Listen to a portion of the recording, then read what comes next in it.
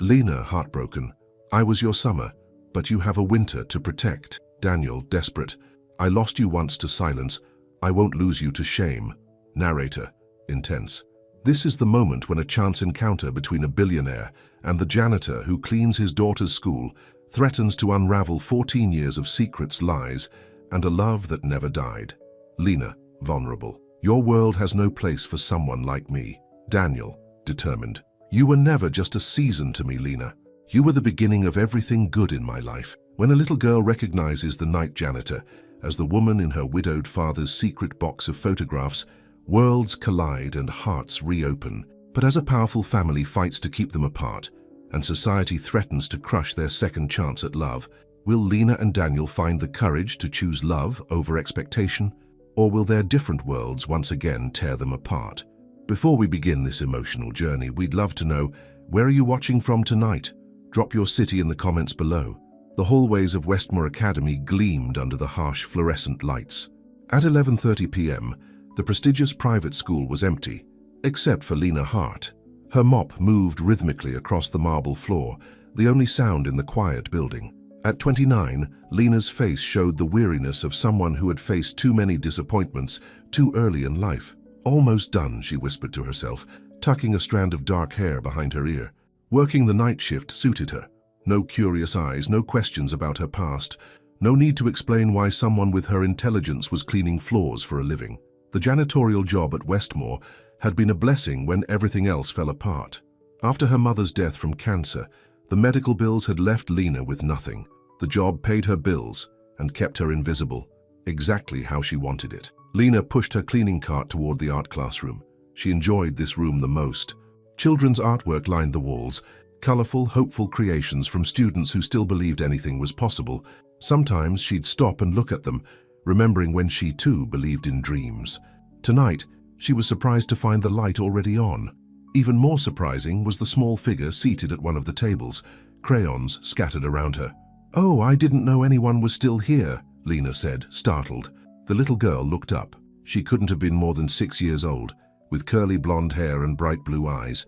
She wore the Westmore uniform, a sign her parents had money, lots of it. "I'm waiting for my daddy," the girl said matter-of-factly. "He's talking to the principal about the scholarship thing." Lena checked her watch. Nearly midnight. What kind of meeting ran this late? "I'm Eloise," the little girl continued, returning to her drawing. Eloise Carrington. The Carrington name made Lena freeze. Everyone in New York knew the Carringtons. Their name was on buildings, charity galas, and frequently in the society pages. "I'm Lena. I clean the school at night," she said gently. "Do you want me to help you find your dad? It's very late." Eloise shook her head, adding more color to her picture. "He knows where I am. Miss Jenkins lets me draw while I wait." She looked up suddenly, studying Lena's face with unusual intensity. "You look like the woman in my daddy's box of pictures." Lena's heart skipped a beat. "What?" "The lady in the special box. Daddy looks at it when he thinks I'm sleeping." Eloise held up her drawing. "I was trying to draw her. See? The crayon figure had dark hair and a big smile. Nothing remarkable about it, just a child's drawing." "I'm sure it's just someone who looks like me," Lena said, her voice suddenly tight. "There are lots of people with dark hair in New York." Eloise shrugged. "Maybe, but she has the same sad eyes." "Daddy says they're beautiful eyes." Lena felt suddenly dizzy. It couldn't be, it was impossible. "Eloise, where are you, sweetheart?" A deep male voice called from the hallway. "In here, Daddy. I'm showing my drawing to the cleaning lady." Heavy footsteps approached. Lena quickly turned toward her cart, pretending to organize her supplies. She couldn't face him. Not now. Not after all these years. "Eloise, you know you're supposed to stay with Miss Jenkins when—" The voice stopped abruptly. Lena could feel his presence in the doorway, could feel his eyes on her back. The silence stretched between them, heavy with unspoken words. "Lena?" His voice was barely a whisper. She closed her eyes, took a deep breath, and slowly turned around. Daniel Carrington stood frozen in the doorway. He looked different than she remembered. Broader shoulders, more distinguished features, his once shaggy hair now perfectly styled. But his eyes, those piercing blue eyes, were the same ones that had looked at her with such love 14 years ago. "Hi, Daniel," she managed, her voice steadier than she felt. Eloise looked between them, her small face scrunched in confusion. "Daddy, do you know the cleaning lady?" Daniel couldn't seem to find his voice. He stared at Lena, as if seeing a ghost. "We knew each other a long time ago," Lena explained, unable to meet his gaze. "When we were teenagers." "Lena," Daniel repeated, finally stepping into the room. "My God, I looked for you for years." The pain in his voice made her chest tighten. She gripped the handle of her cart to steady herself. "I should finish my work, it's late." "No, wait, please." He moved closer, stopping himself from reaching for her hand. "Where did you go? You just disappeared." Lena glanced at Eloise, who was watching them with open curiosity. "This isn't the time or place, Daniel." "Then when? Where?" There was desperation in his voice. "I'm not letting you vanish again." Eloise tugged at her father's expensive suit jacket. "Daddy, is she the lady from your special box? The one in the pictures?" Daniel's face flushed. He knelt beside his daughter. "Ellie, why don't you pack up your crayons? It's way past your bedtime." "But I want to know," Eloise insisted. "Is she? She looks like her." Lena used the moment to slip toward the door. "I have other classrooms to clean. Good night."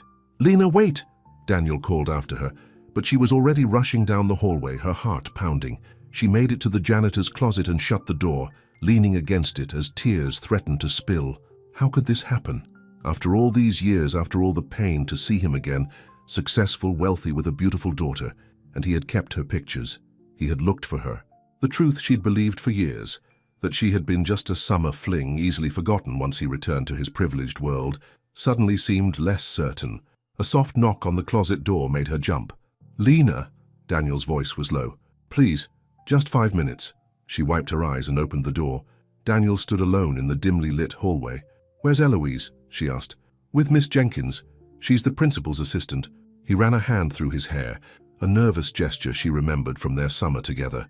"I can't believe it's really you." "It's me," she said flatly. "Older, tired, cleaning floors." He flinched at her tone. "What happened to you, Lena? Where did you go?" "I wrote to your foster home for months. All my letters came back." The old pain resurfaced. "My foster family moved to Chicago suddenly. My foster father got a job offer. I had no choice but to go with them." "You could have written something." "I did write." The words burst out louder than she intended. "Every week for months. When I never heard back, I thought you'd moved on." Daniel's face registered shock. "I never got a single letter, not one." They stood in silence, the weight of lost years between them. "When I came back to New York 2 years later, I saw your engagement announcement in the paper," she said quietly. "You were marrying Catherine Williams. The society wedding of the year, they called it." His expression darkened. "Kathy," he looked away. "She died 2 years ago. Cancer." "I'm sorry," Lena said, meaning it. "And your daughter is beautiful." "Thank you." His eyes never left her face. "What about you? Are you single, never married?" She straightened her cleaning uniform. "Look, this is all very unexpected, but it's late, and I have work to finish. When can I see you again to talk properly?" "Daniel, I'm not sure that's a good idea." "Why not?" She gestured at her uniform, then at his expensive suit. "Look at us. Look at who we are now. You're Daniel Carrington, billionaire philanthropist. I'm the night janitor. We're not kids anymore. Do you think I care about that?" His voice rose slightly. "Lena, I spent years looking for you. Years wondering what happened, if I'd done something wrong, if you were even alive. Well, now you know. I'm alive and cleaning your daughter's school." She tried to keep the bitterness from her voice, but failed. "Daddy?" Eloise's small voice interrupted them. She stood at the end of the hallway with an older woman, presumably Miss Jenkins. "Are we going home now?" Daniel sighed. "Yes, Ellie, we're going." He turned back to Lena. "This isn't finished. I'll be back tomorrow for the scholarship committee meeting. Please, meet me afterward. 3 o'clock in the library?" Lena hesitated. Every instinct told her to say no, to protect herself from reopening old wounds, but seeing him again had stirred something she thought long dead. "All right, 3 o'clock." Relief washed over his face. "Thank you." He started to walk away, then turned back. "It's really good to see you, Lena. Really good." She watched him join his daughter, taking the little girl's hand. Eloise waved at her as they left, and Lena found herself waving back. When they were gone, Lena returned to her cleaning cart, her mind spinning with memories she'd tried for years to forget. The next day, Lena arrived at Westmore Academy early. She usually slept until noon after her night shift, but sleep had been impossible. Instead, she'd spent the morning in her tiny apartment, trying on the few decent outfits she owned. She finally settled on a simple blue dress, the nicest thing she had. It wasn't designer, but it was clean and fit her well. She even put on makeup, something she rarely bothered with.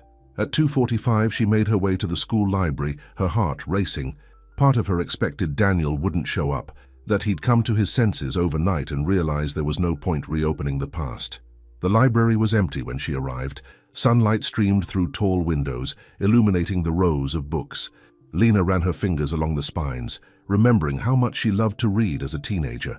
Daniel had loved that about her, how she could get lost in a story. "You came." She turned to find him standing in the doorway.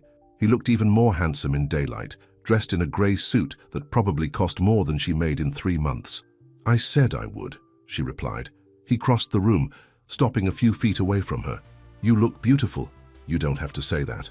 "I've never lied to you, Lena. Not once." They stood awkwardly, 14 years of separation making strangers of them. "How did you end up working here?" he finally asked. Lena shrugged. "Life happened. My mother got sick, cancer. I dropped out of college to care for her. The medical bills." She trailed off. "After she died, I needed work. Any work. I'm sorry about your mother. She was always kind to me. She liked you." Lena smiled faintly at the memory. "She was the only one who knew about us that summer." Daniel moved closer. "What happened to your letters, Lena? I never received a single one. I found out years later that my foster father intercepted them." The old anger rose in her throat. "He thought you were a bad influence, a foster kid like me but with dangerous ideas. He didn't want me getting distracted from the better life he thought I should want. And by the time you found out, you were engaged to Catherine." She met his eyes. "I saw the pictures in the magazines. You looked happy." Daniel's expression clouded. "I built a life. After years of searching for you, I had to move on." He paused. "But I never forgot you, Lena. Never. You kept pictures of me," she said softly. "Eloise mentioned your special box." He smiled. "That child doesn't miss anything. Yes, I kept everything. The photos we took at the beach, the Polaroids from the fair, the ticket stubs from the movies we saw, even the napkin where you wrote that poem." Lena felt tears threatening. "I didn't think you'd remember any of that." "Remember?" His voice cracked slightly. "Lena, that summer with you was the most real thing in my life. Everything after felt like I was playing a part, even with Catherine." Daniel looked away. "Kathy and I, it was complicated. We cared about each other, but we married for the wrong reasons. Her family had connections mine needed. My adopted parents pushed for it. I'm truly sorry she died," Lena said. "It must have been hard on you and Eloise." "It was," he sighed heavily, "especially for Ellie. She was only 4 when her mother died." Lena glanced at her watch. "I should go. My shift starts in a few hours." "Have dinner with us tonight," Daniel said suddenly. "With me and Eloise." "Daniel, I don't think—" "Just dinner, as friends catching up." His eyes pleaded with her. "Eloise already likes you. She hasn't stopped talking about the pretty lady who looks like Daddy's friend." Against her better judgment, Lena nodded. "All right, dinner." His face lit up. "Great, I'll pick you up after your shift, around midnight. You and a 6-year-old are going to have dinner at midnight." He laughed, that warm laugh she remembered so well. "No, I meant I'll pick you up and we can have dinner tomorrow.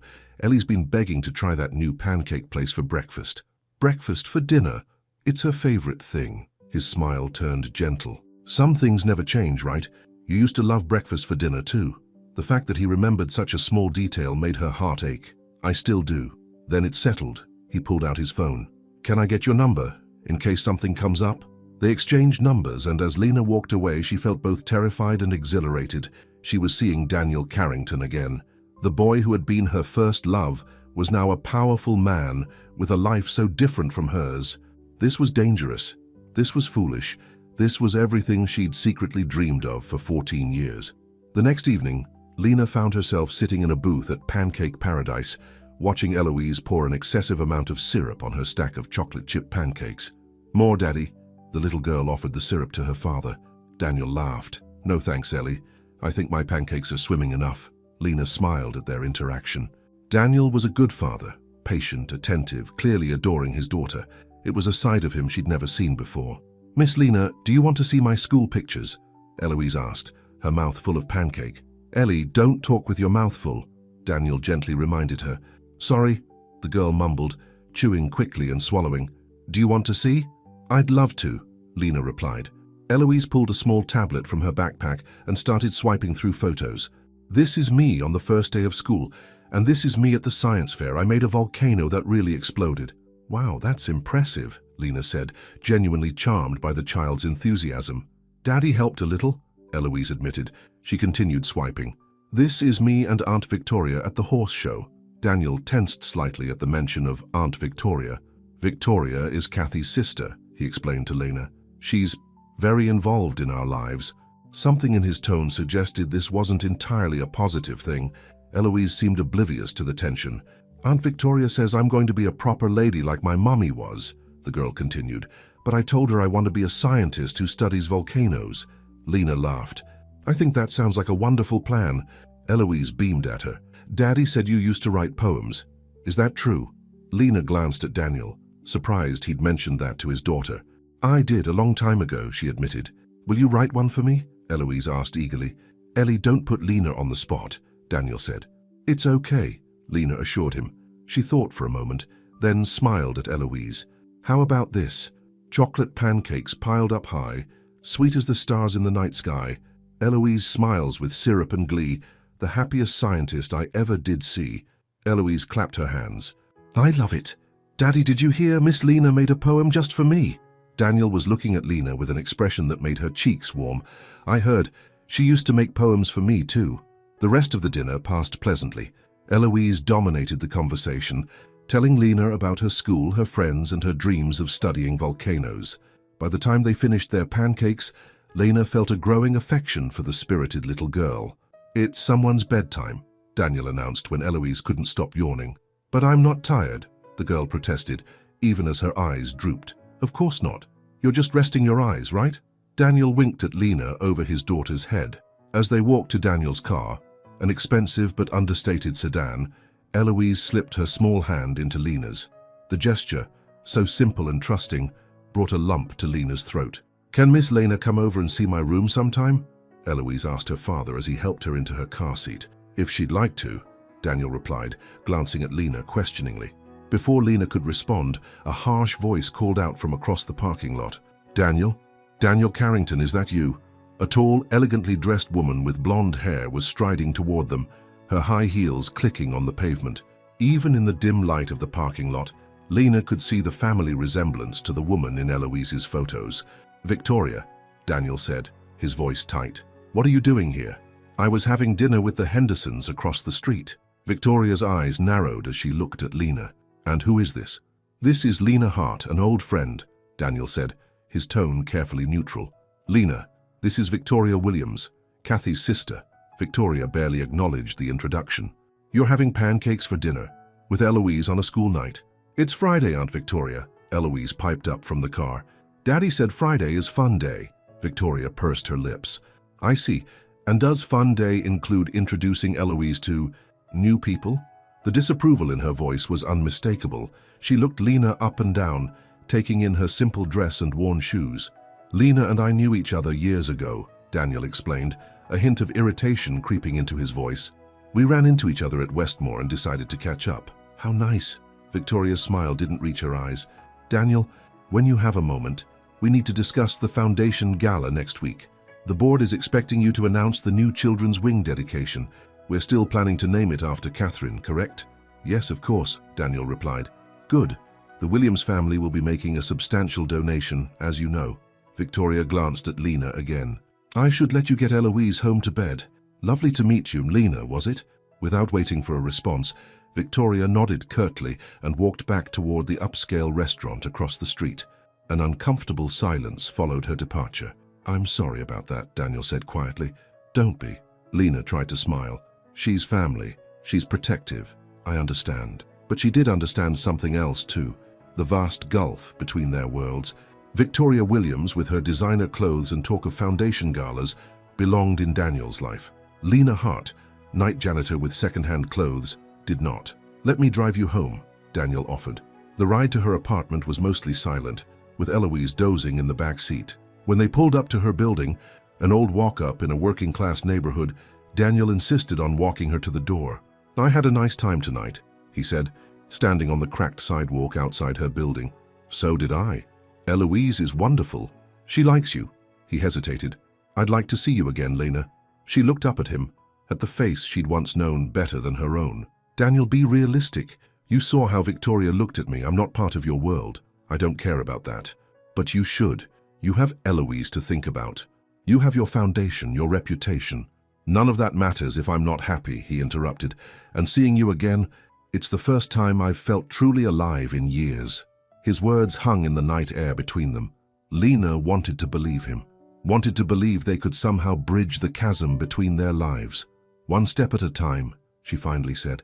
"Let's just see where this goes." Daniel's smile was like the sun breaking through clouds. "That's all I'm asking for." As she watched him drive away, Lena knew she was taking a risk, opening herself up to potential heartbreak again. But for the first time in 14 years, she also felt something else. Hope. What she didn't see was the sleek black car parked down the street, where Victoria Williams sat watching, her face hard with determination as she picked up her phone and began to make a call. "Gerald, it's Victoria. I need you to look into someone for me. A woman named Lena Hart. I want to know everything about her, especially anything we can use." The next morning, Lena woke to the sound of her phone ringing. She fumbled for it, still half asleep after her late shift. "Hello?" she mumbled. "Miss Hart, this is Margaret Dawson, head of custodial services at Westmore Academy." Lena sat up, suddenly alert. "Yes, Mrs. Dawson, is something wrong?" "I've received a complaint about your work performance," the woman said stiffly.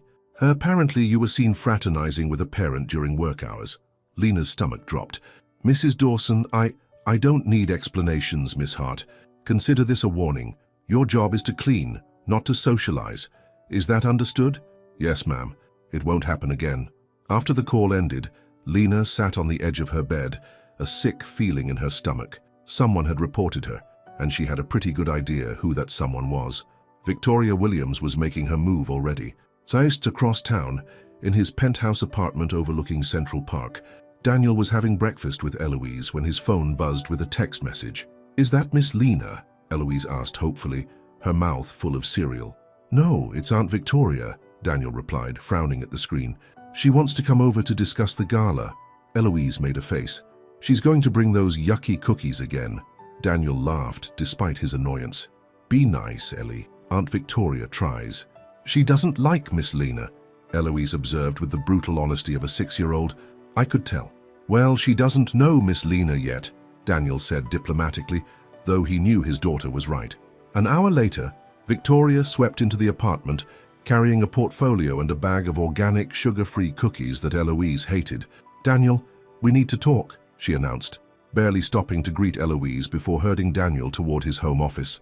Once inside with the door closed, her pleasant facade dropped. "What on earth are you thinking, Daniel?" "About what?" he asked, though he knew exactly what she meant. "Don't play dumb with me. This woman you were with last night, who is she really?" Daniel crossed his arms. "I told you. Lena Hart is an old friend. An old friend who happens to be a janitor at Eloise's school." Victoria raised a perfectly shaped eyebrow. "Do you know how this looks?" "I don't care how it looks." Victoria's eyes narrowed. "Well, you should care. The Carrington Foundation Gala is next week. The Williams family will be donating $10 million in Catherine's memory. How do you think my parents will feel when they see you parading around with the help?" "I'm not parading around with anyone," Daniel said, his temper rising. "And Lena is not the help. She's someone who was once very important to me." "Oh?" Victoria's voice turned silky. "And what exactly was your relationship with this woman?" Daniel hesitated. He'd never told anyone about Lena, not even Catherine. That summer had been too precious, too private to share.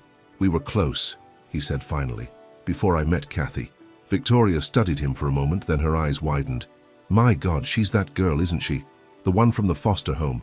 She shook her head in disbelief. "I remember Catherine mentioning it once. A summer fling you had as a teenager that you couldn't quite get over." Daniel felt a surge of anger. "It wasn't a fling, and I'd appreciate it if you'd show some respect." "Respect?" Victoria laughed coldly. "Daniel, you're one of the most powerful men in New York. You're raising a daughter who will someday inherit not only the Carrington fortune, but also a substantial part of the Williams estate. Do you really think getting involved with a janitor is appropriate? What I do with my personal life is none of your business, Victoria. It becomes my business when it affects my niece." Victoria's voice hardened. Catherine wanted Eloise raised with certain values, certain expectations. I promised my sister I would ensure that happened. And I promised Kathy I would raise our daughter to be happy and kind, Daniel countered. Not a snob. Victoria flinched as if slapped. I'm only looking out for Eloise's interests. And yours. She picked up her portfolio. Just be careful, Daniel. You have a lot to lose.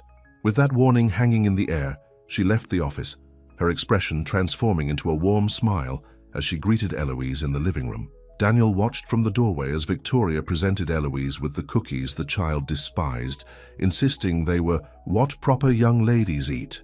His daughter's polite but pained smile as she took a small bite made a decision crystallize in his mind.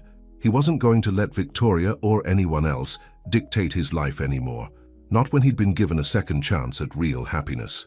That afternoon, Lena was surprised to find Daniel waiting outside her apartment building when she returned from grocery shopping.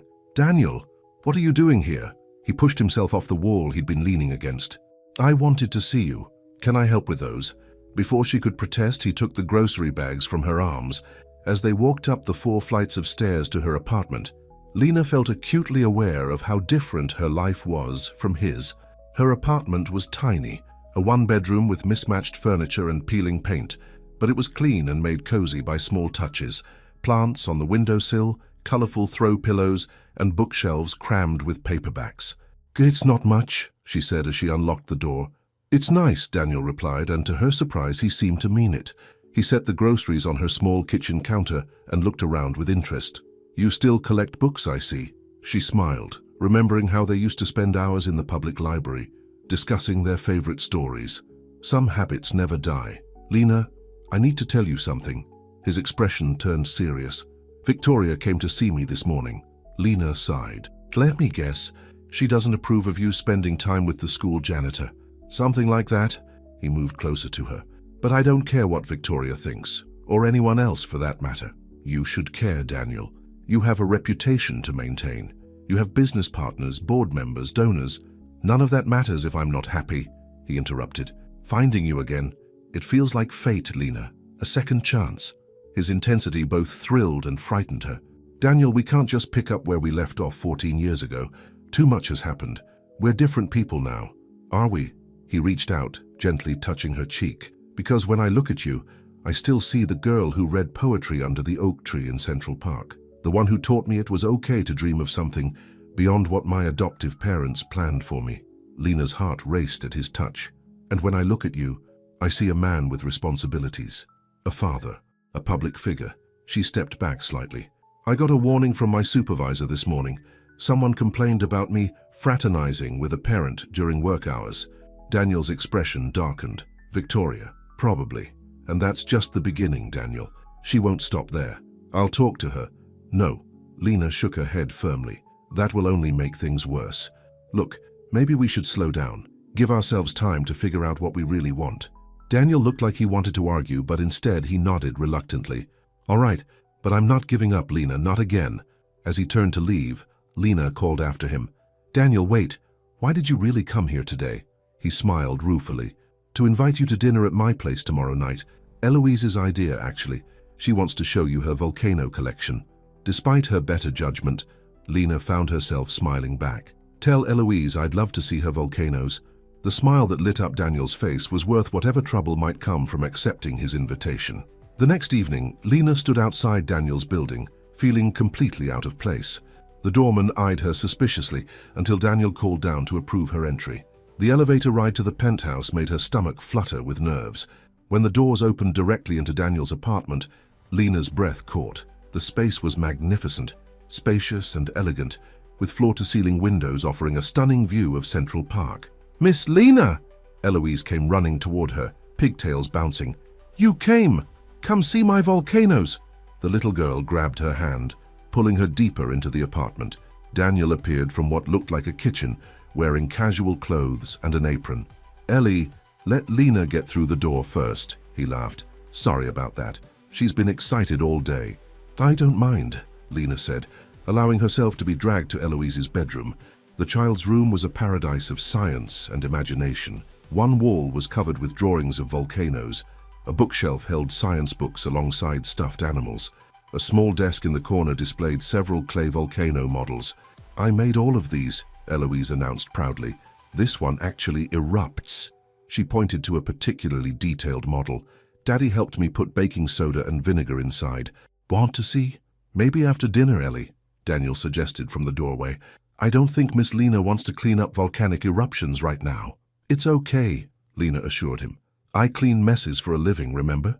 His expression clouded slightly, but Eloise was already setting up her demonstration.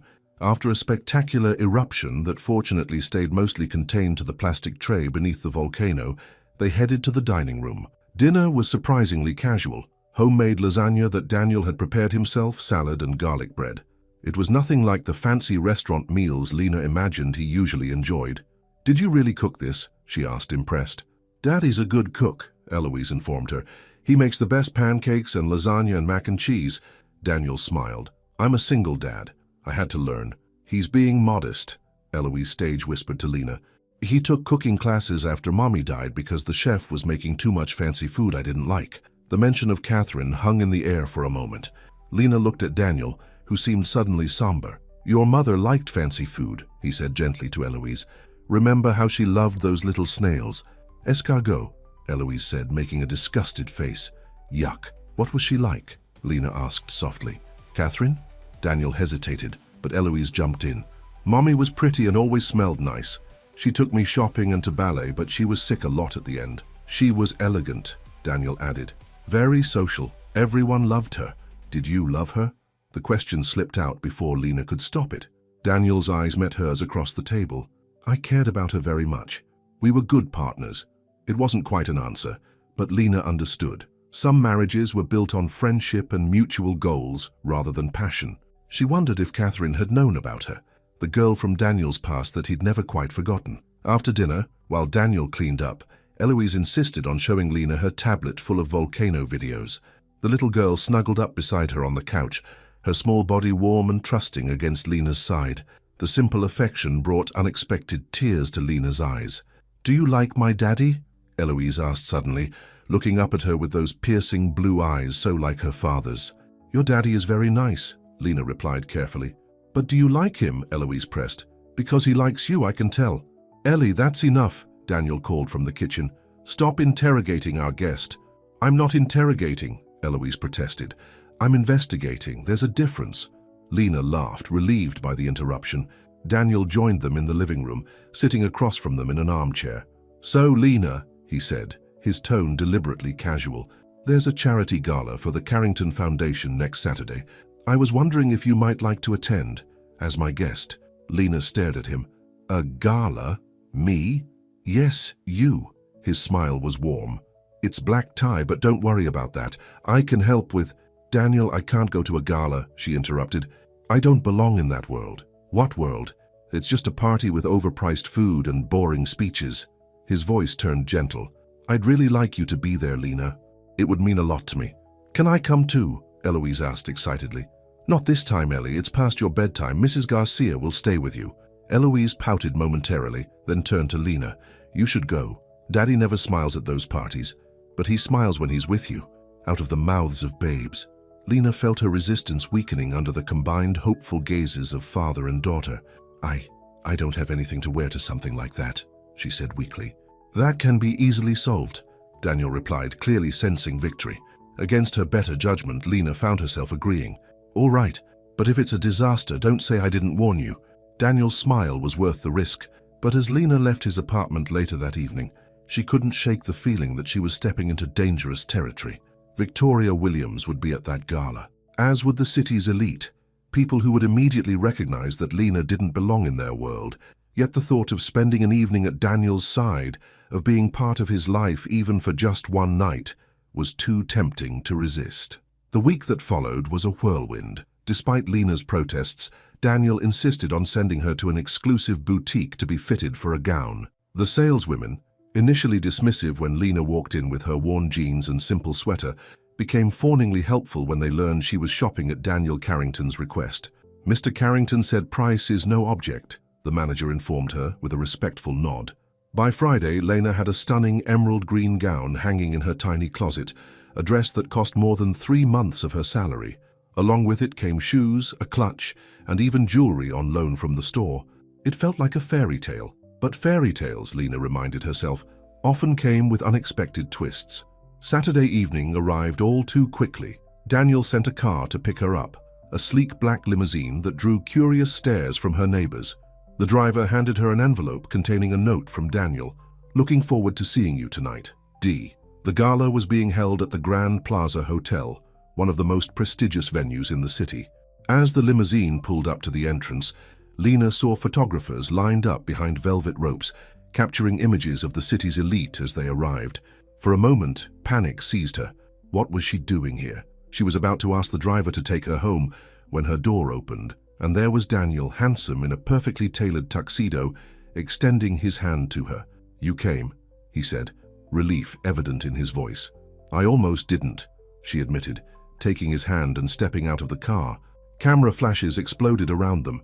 Lena blinked in confusion as reporters called out Daniel's name. "Mr. Carrington, who's your date tonight?" "Daniel, over here." He put a protective arm around her waist, guiding her quickly through the gauntlet of photographers and into the hotel lobby. Inside, the ballroom was transformed into a wonderland of twinkling lights and elegant floral arrangements. Circular tables surrounded a dance floor, each set with fine china and crystal. "Are you okay?" Daniel asked, studying her face with concern. "Just a little overwhelmed," she confessed. "I didn't expect the photographers. I should have warned you, I'm sorry." He squeezed her hand reassuringly. "But you look absolutely stunning, Lena. That dress was made for you." Before she could respond, they were approached by an older couple, the man distinguished with silver hair, the woman elegant in a navy blue gown. "Daniel, my boy." The man clasped Daniel's shoulder warmly. "Wonderful turnout tonight. Senator Adams, Mrs. Adams." Daniel nodded respectfully. "May I introduce Lena Hart, a dear friend of mine." Lena smiled nervously as the couple greeted her. To her surprise, they were warm and gracious, showing no sign that they found her presence unusual. As Daniel led her deeper into the ballroom, more introductions followed. Business associates, charity board members, socialites, a blur of faces and names. Some were openly curious about her, but most were polite, accepting Daniel's vague introduction of her as a dear friend without question. Then Lena spotted Victoria Williams across the room, engaged in conversation with an older couple who bore a striking resemblance to her. Catherine's parents, Lena realized, the ones Victoria had mentioned would be making a large donation tonight. Victoria saw them at the same moment. Her eyes narrowed, and she whispered something to the couple before making her way toward Daniel and Lena. "Daniel?" Victoria greeted him with a kiss on the cheek. "And Lena, wasn't it? How unexpected to see you here." "Victoria." Daniel's voice had a warning edge. "Lena is my guest tonight." "Of course she is." Victoria's smile was razor sharp. "I was just speaking with Catherine's parents. They're eager to see you. The dedication ceremony for the children's wing will begin soon." Daniel nodded. "We'll be there shortly." Victoria's gaze lingered on Lena's dress, her jewelry. My, quite a transformation from the last time we met." She turned back to Daniel. "Don't be too long. Mother and father are expecting to sit with you during dinner." As she walked away, Lena felt a chill. "She hates me. She's protective of Catherine's memory," Daniel sighed, "and Eloise's inheritance. But don't worry about Victoria." "Mr. Carrington." A young man in a hotel uniform approached them. "You're needed backstage for the presentation in 10 minutes. Daniel nodded. "Thank you." He turned to Lena. "I have to give a speech about the new children's wing we're dedicating in Catherine's memory. Will you be all right by yourself for a little while?" "Of course," Lena assured him, though the thought of navigating this crowd alone was intimidating. "Go. Do what you need to do." He squeezed her hand gratefully and followed the staff member toward a side door. Left alone, Lena made her way to the bar, hoping a glass of wine might calm her nerves. As she waited for her drink, she overheard snippets of conversation from a group of women nearby. Who is she again? No one knows. Daniel just introduced her as a friend. Well, she certainly dressed the part tonight, though I heard she works as a janitor at Westmore Academy of all things. A janitor? You can't be serious. That's what Victoria Williams told my husband. Apparently, Daniel's been seen with her several times in the past week. Poor Catherine must be rolling in her grave. Lena's cheeks burned. She abandoned her drink and retreated to a quiet corner of the ballroom, wishing she could disappear. This had been a mistake. She didn't belong here, among these people with their judgments and gossip. She was considering slipping out when the lights dimmed, and a spotlight illuminated a small stage at one end of the ballroom. A distinguished older man, the head of the Foundation's board, judging by his introduction, spoke briefly about the Carrington Foundation's work with children's health initiatives. Then Daniel took the stage, confident and commanding. Lena couldn't help but admire him as he spoke passionately about the new children's wing being built at St. Luke's Hospital. The wing would be named after Catherine, he announced, in recognition of her dedication to children's causes. Catherine's parents joined him on stage, a tearful Mrs. Williams accepting a symbolic key to the new facility. The crowd applauded warmly. As Daniel concluded his speech, his eyes found Lena in the crowd. Something in his gaze made her heart race. There was determination there, and something else, something that looked very much like love. Stepping away from the microphone, Daniel made his way directly to Lena through the crowd.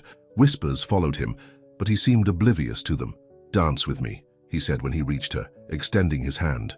The orchestra had begun playing a slow, romantic melody. Couples were moving onto the dance floor. "Daniel, everyone's watching," Lena whispered. "Let them watch." He led her to the center of the dance floor and took her in his arms.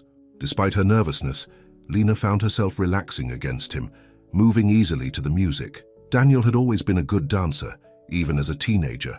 "You were wonderful up there," she told him. "Thank you." His arms tightened slightly around her. "Lena, there's something I need to tell you." The seriousness in his voice made her look up at him. "What is it?" "I never stopped loving you," he said softly. "Not for a single day in 14 years. Lena's breath caught. Around them, couples continued to dance, unaware of the moment unfolding in their midst. "Daniel, you don't have to say anything," he continued. "I know this is fast. I know there are complications, but I need you to know the truth." His blue eyes held hers. "When you disappeared, it nearly destroyed me. I searched for you for years. And then I did what everyone expected. I married Catherine, took over the family business, became the person my adoptive parents wanted me to be. You built a good life," Lena said. "You have Eloise." "Yes, and I wouldn't change that for anything." His expression softened. "But finding you again, it feels like a second chance I never thought I'd get." Before Lena could respond, she felt a tap on her shoulder. Victoria Williams stood there, her expression cold. "I'm sorry to interrupt," she said, not sounding sorry at all, "but Catherine's parents would like a word with Daniel, privately." Daniel frowned. "Can it wait, Victoria? We're in the middle of a dance." "I'm afraid not. They're quite insistent." Victoria's gaze shifted to Lena. "Perhaps your friend would like to freshen up while you speak with them. The ladies' room is down the hall to the right." It was a clear dismissal. Lena stepped back from Daniel's embrace, forcing a smile. "It's fine, go ahead. I could use a moment anyway." Daniel looked torn, but Victoria was already taking his arm. "They're waiting in the library, Daniel. It won't take long." As they walked away, Lena made her way toward the ladies' room, feeling the weight of curious stares following her. Inside, she found a moment of blessed privacy. She checked her appearance in the mirror, surprised to see that despite her inner turmoil, she looked calm and elegant in her borrowed finery. Daniel loved her, had always loved her. The knowledge was both exhilarating and terrifying. After composing herself, Lena returned to the ballroom, searching for Daniel among the crowd. She spotted him across the room, engaged in what appeared to be a tense conversation with Catherine's father. Victoria stood nearby, a satisfied smile playing on her lips. Suddenly uncomfortable, Lena retreated to a quiet corner near a large floral arrangement. As she waited for Daniel to return, an elegantly dressed older woman approached her. "You must be Lena," the woman said, her voice gentle but authoritative. "I've been hoping to meet you." Lena looked up in surprise. "Yes, I'm Lena Hart. I'm Eleanor Carrington, Daniel's adoptive mother." Lena's eyes widened. She hadn't expected to meet Daniel's family tonight. "It's a pleasure to meet you, Mrs. Carrington." Eleanor smiled, the lines around her eyes crinkling warmly. "Daniel told me he'd found you again, after all these years." "You knew about me?" Lena asked, stunned. "My dear, a mother always knows when her son is heartbroken." Eleanor gestured to a nearby bench. "May I join you for a moment?" They sat together, slightly removed from the gala's bustle. Eleanor studied Lena thoughtfully. "Daniel searched for you for a very long time," she said. "Even after he married Catherine, I think a part of him never stopped looking." Lena didn't know how to respond. "I didn't know," she finally said. "Catherine knew," Eleanor continued, surprising Lena further. Not all the details, but she knew there had been someone special in Daniel's past. Someone he lost. She sighed softly. Their marriage was a partnership built on mutual respect and shared goals. They cared for each other deeply, but it wasn't a great love story, Lena finished for her. Eleanor nodded. Catherine was a wonderful woman, a good mother to Eloise, and she accepted that there were parts of Daniel's heart she couldn't reach. Why are you telling me this? Lena asked. Because I see the way my son looks at you, Eleanor replied simply. And I want you to know that not everyone in this family shares Victoria's concerns. Before Lena could respond, a commotion across the ballroom caught their attention. Daniel's voice, raised in anger, carried above the music and conversation. Enough, Victoria! Heads turned toward the source of the disturbance. Daniel stood facing Victoria and Catherine's parents, his posture rigid with anger. Daniel, be reasonable, Victoria was saying, her voice quieter but still audible. Think about what you're doing. Think about Eloise. I am thinking about Eloise, Daniel replied. I'm thinking about what kind of example I want to set for my daughter. Do I want her to learn that social status matters more than genuine feelings? That appearances are more important than happiness? Mrs. Williams, Catherine's mother, put a hand on Daniel's arm. Daniel, dear, we're only concerned about— I know what you're concerned about. Daniel cut her off, though his tone was gentler with her. You're worried about Eloise's future, about the foundation, about what people will say. But I've spent too many years worrying about those things myself. I've lived the life everyone else wanted for me. He turned, scanning the crowd, until his eyes found Lena. Without hesitation, he crossed the ballroom toward her, leaving Victoria and the Williamses staring after him. Eleanor squeezed Lena's hand. I think my son is about to make quite a statement, she murmured, a hint of pride in her voice. Daniel reached them, his face determined. Mother? He acknowledged Eleanor with a nod. I see you've met Lena. Yes, and I'm delighted, Eleanor replied. She's exactly as you described her. Daniel turned to Lena, taking both her hands in his. I'm sorry about that scene. Victoria took it upon herself to inform the Williamses about your employment situation. She seemed to think they had a right to approve or disapprove of who I spend time with. Lena felt her cheeks burn with embarrassment. Daniel, maybe she's right. Maybe this was a mistake. No, he said firmly. The mistake was letting other people dictate my life for so long. He glanced around at the curious onlookers who had gathered nearby.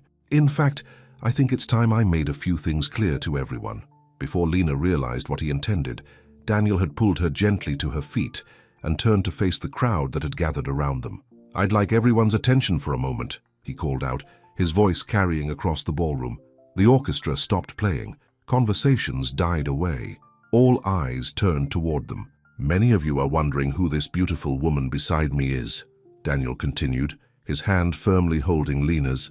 Her name is Lena Hart, and yes, as some of you have already heard through the gossip mill, she works as a custodian at Westmore Academy. Murmurs rippled through the crowd.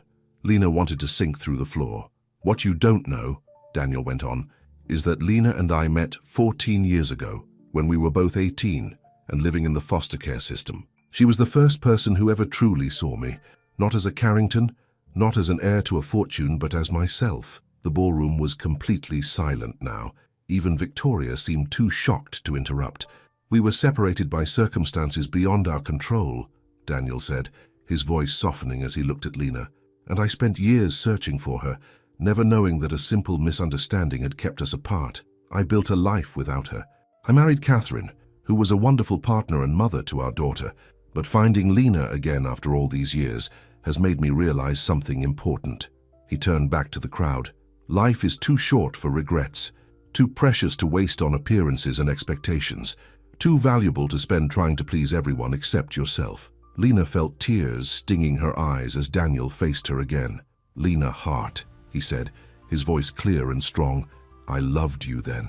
I love you now. And if you'll let me, I'll spend the rest of my life making up for the years we lost.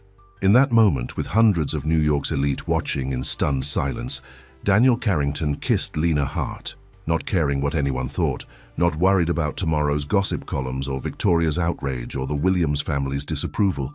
And as Lena kissed him back, she knew that whatever happened next, whatever obstacles they still faced, they would face them together. Behind them, Eleanor Carrington began to applaud, a warm smile on her face. Slowly, others joined in, some genuinely moved, others simply following social protocol. Victoria Williams stood frozen, her face a mask of fury and disbelief. The battle lines were drawn, and in this moment at least love had won the first round. The morning after the gala, Lena woke to the sound of her phone buzzing repeatedly. She reached for it groggily, surprised to see dozens of notifications flooding her screen. Text messages from co-workers, missed calls from unknown numbers, and social media alerts she rarely used. Then she saw the headline, "Carrington Heir declares love for school janitor." Her stomach dropped as she clicked on the link. There it was, a photo of her and Daniel kissing at the gala, her emerald green dress glowing under the ballroom lights, his arms wrapped protectively around her. The article beneath was a mix of romantic fantasy and thinly veiled social criticism. In a scene straight from a fairy tale, billionaire philanthropist Daniel Carrington shocked New York's elite last night by publicly declaring his love for a school custodian. The woman, identified as Lena Hart, works nights at Westmore Academy where Carrington's daughter is enrolled.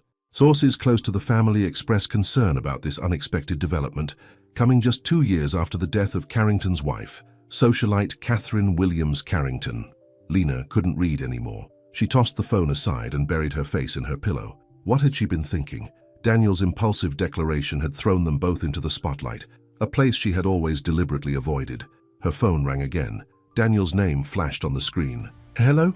she answered, her voice still rough with sleep. "Lena, I'm so sorry about this," Daniel said immediately.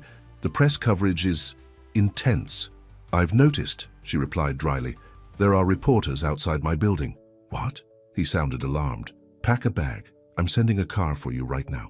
"Daniel, I can't just leave. I have work tonight. Call in sick. Please, Lena. Just until this dies down." She sighed, looking out her window at the small cluster of photographers on the sidewalk below. "All right. Where am I supposed to go?" "My place. We have security. They can't get past the lobby." The thought of staying in Daniel's penthouse made her uneasy, but the alternative, being hounded by reporters every time she left her apartment, was worse. "Give me 30 minutes, she said finally. True to his word, a sleek black car with tinted windows pulled up behind her building half an hour later. The driver, a stone-faced man in a suit, ushered her quickly into the back seat, shielding her from the few photographers who had discovered the rear entrance. At Daniel's building, security personnel escorted her through a private entrance and up to the penthouse. Daniel was waiting when the elevator doors opened, his face lined with worry. "Are you okay?" he asked, taking her overnight bag. "I think so." She looked around nervously. "Where's Eloise?" "At school, Mrs. Garcia took her through the service entrance to avoid the cameras. He led Lena into the living room. "I'm so sorry about all this, Lena. I didn't think—" "That's the problem, isn't it?" she interrupted. "You didn't think. You just declared your feelings to an entire ballroom of socialites and business associates."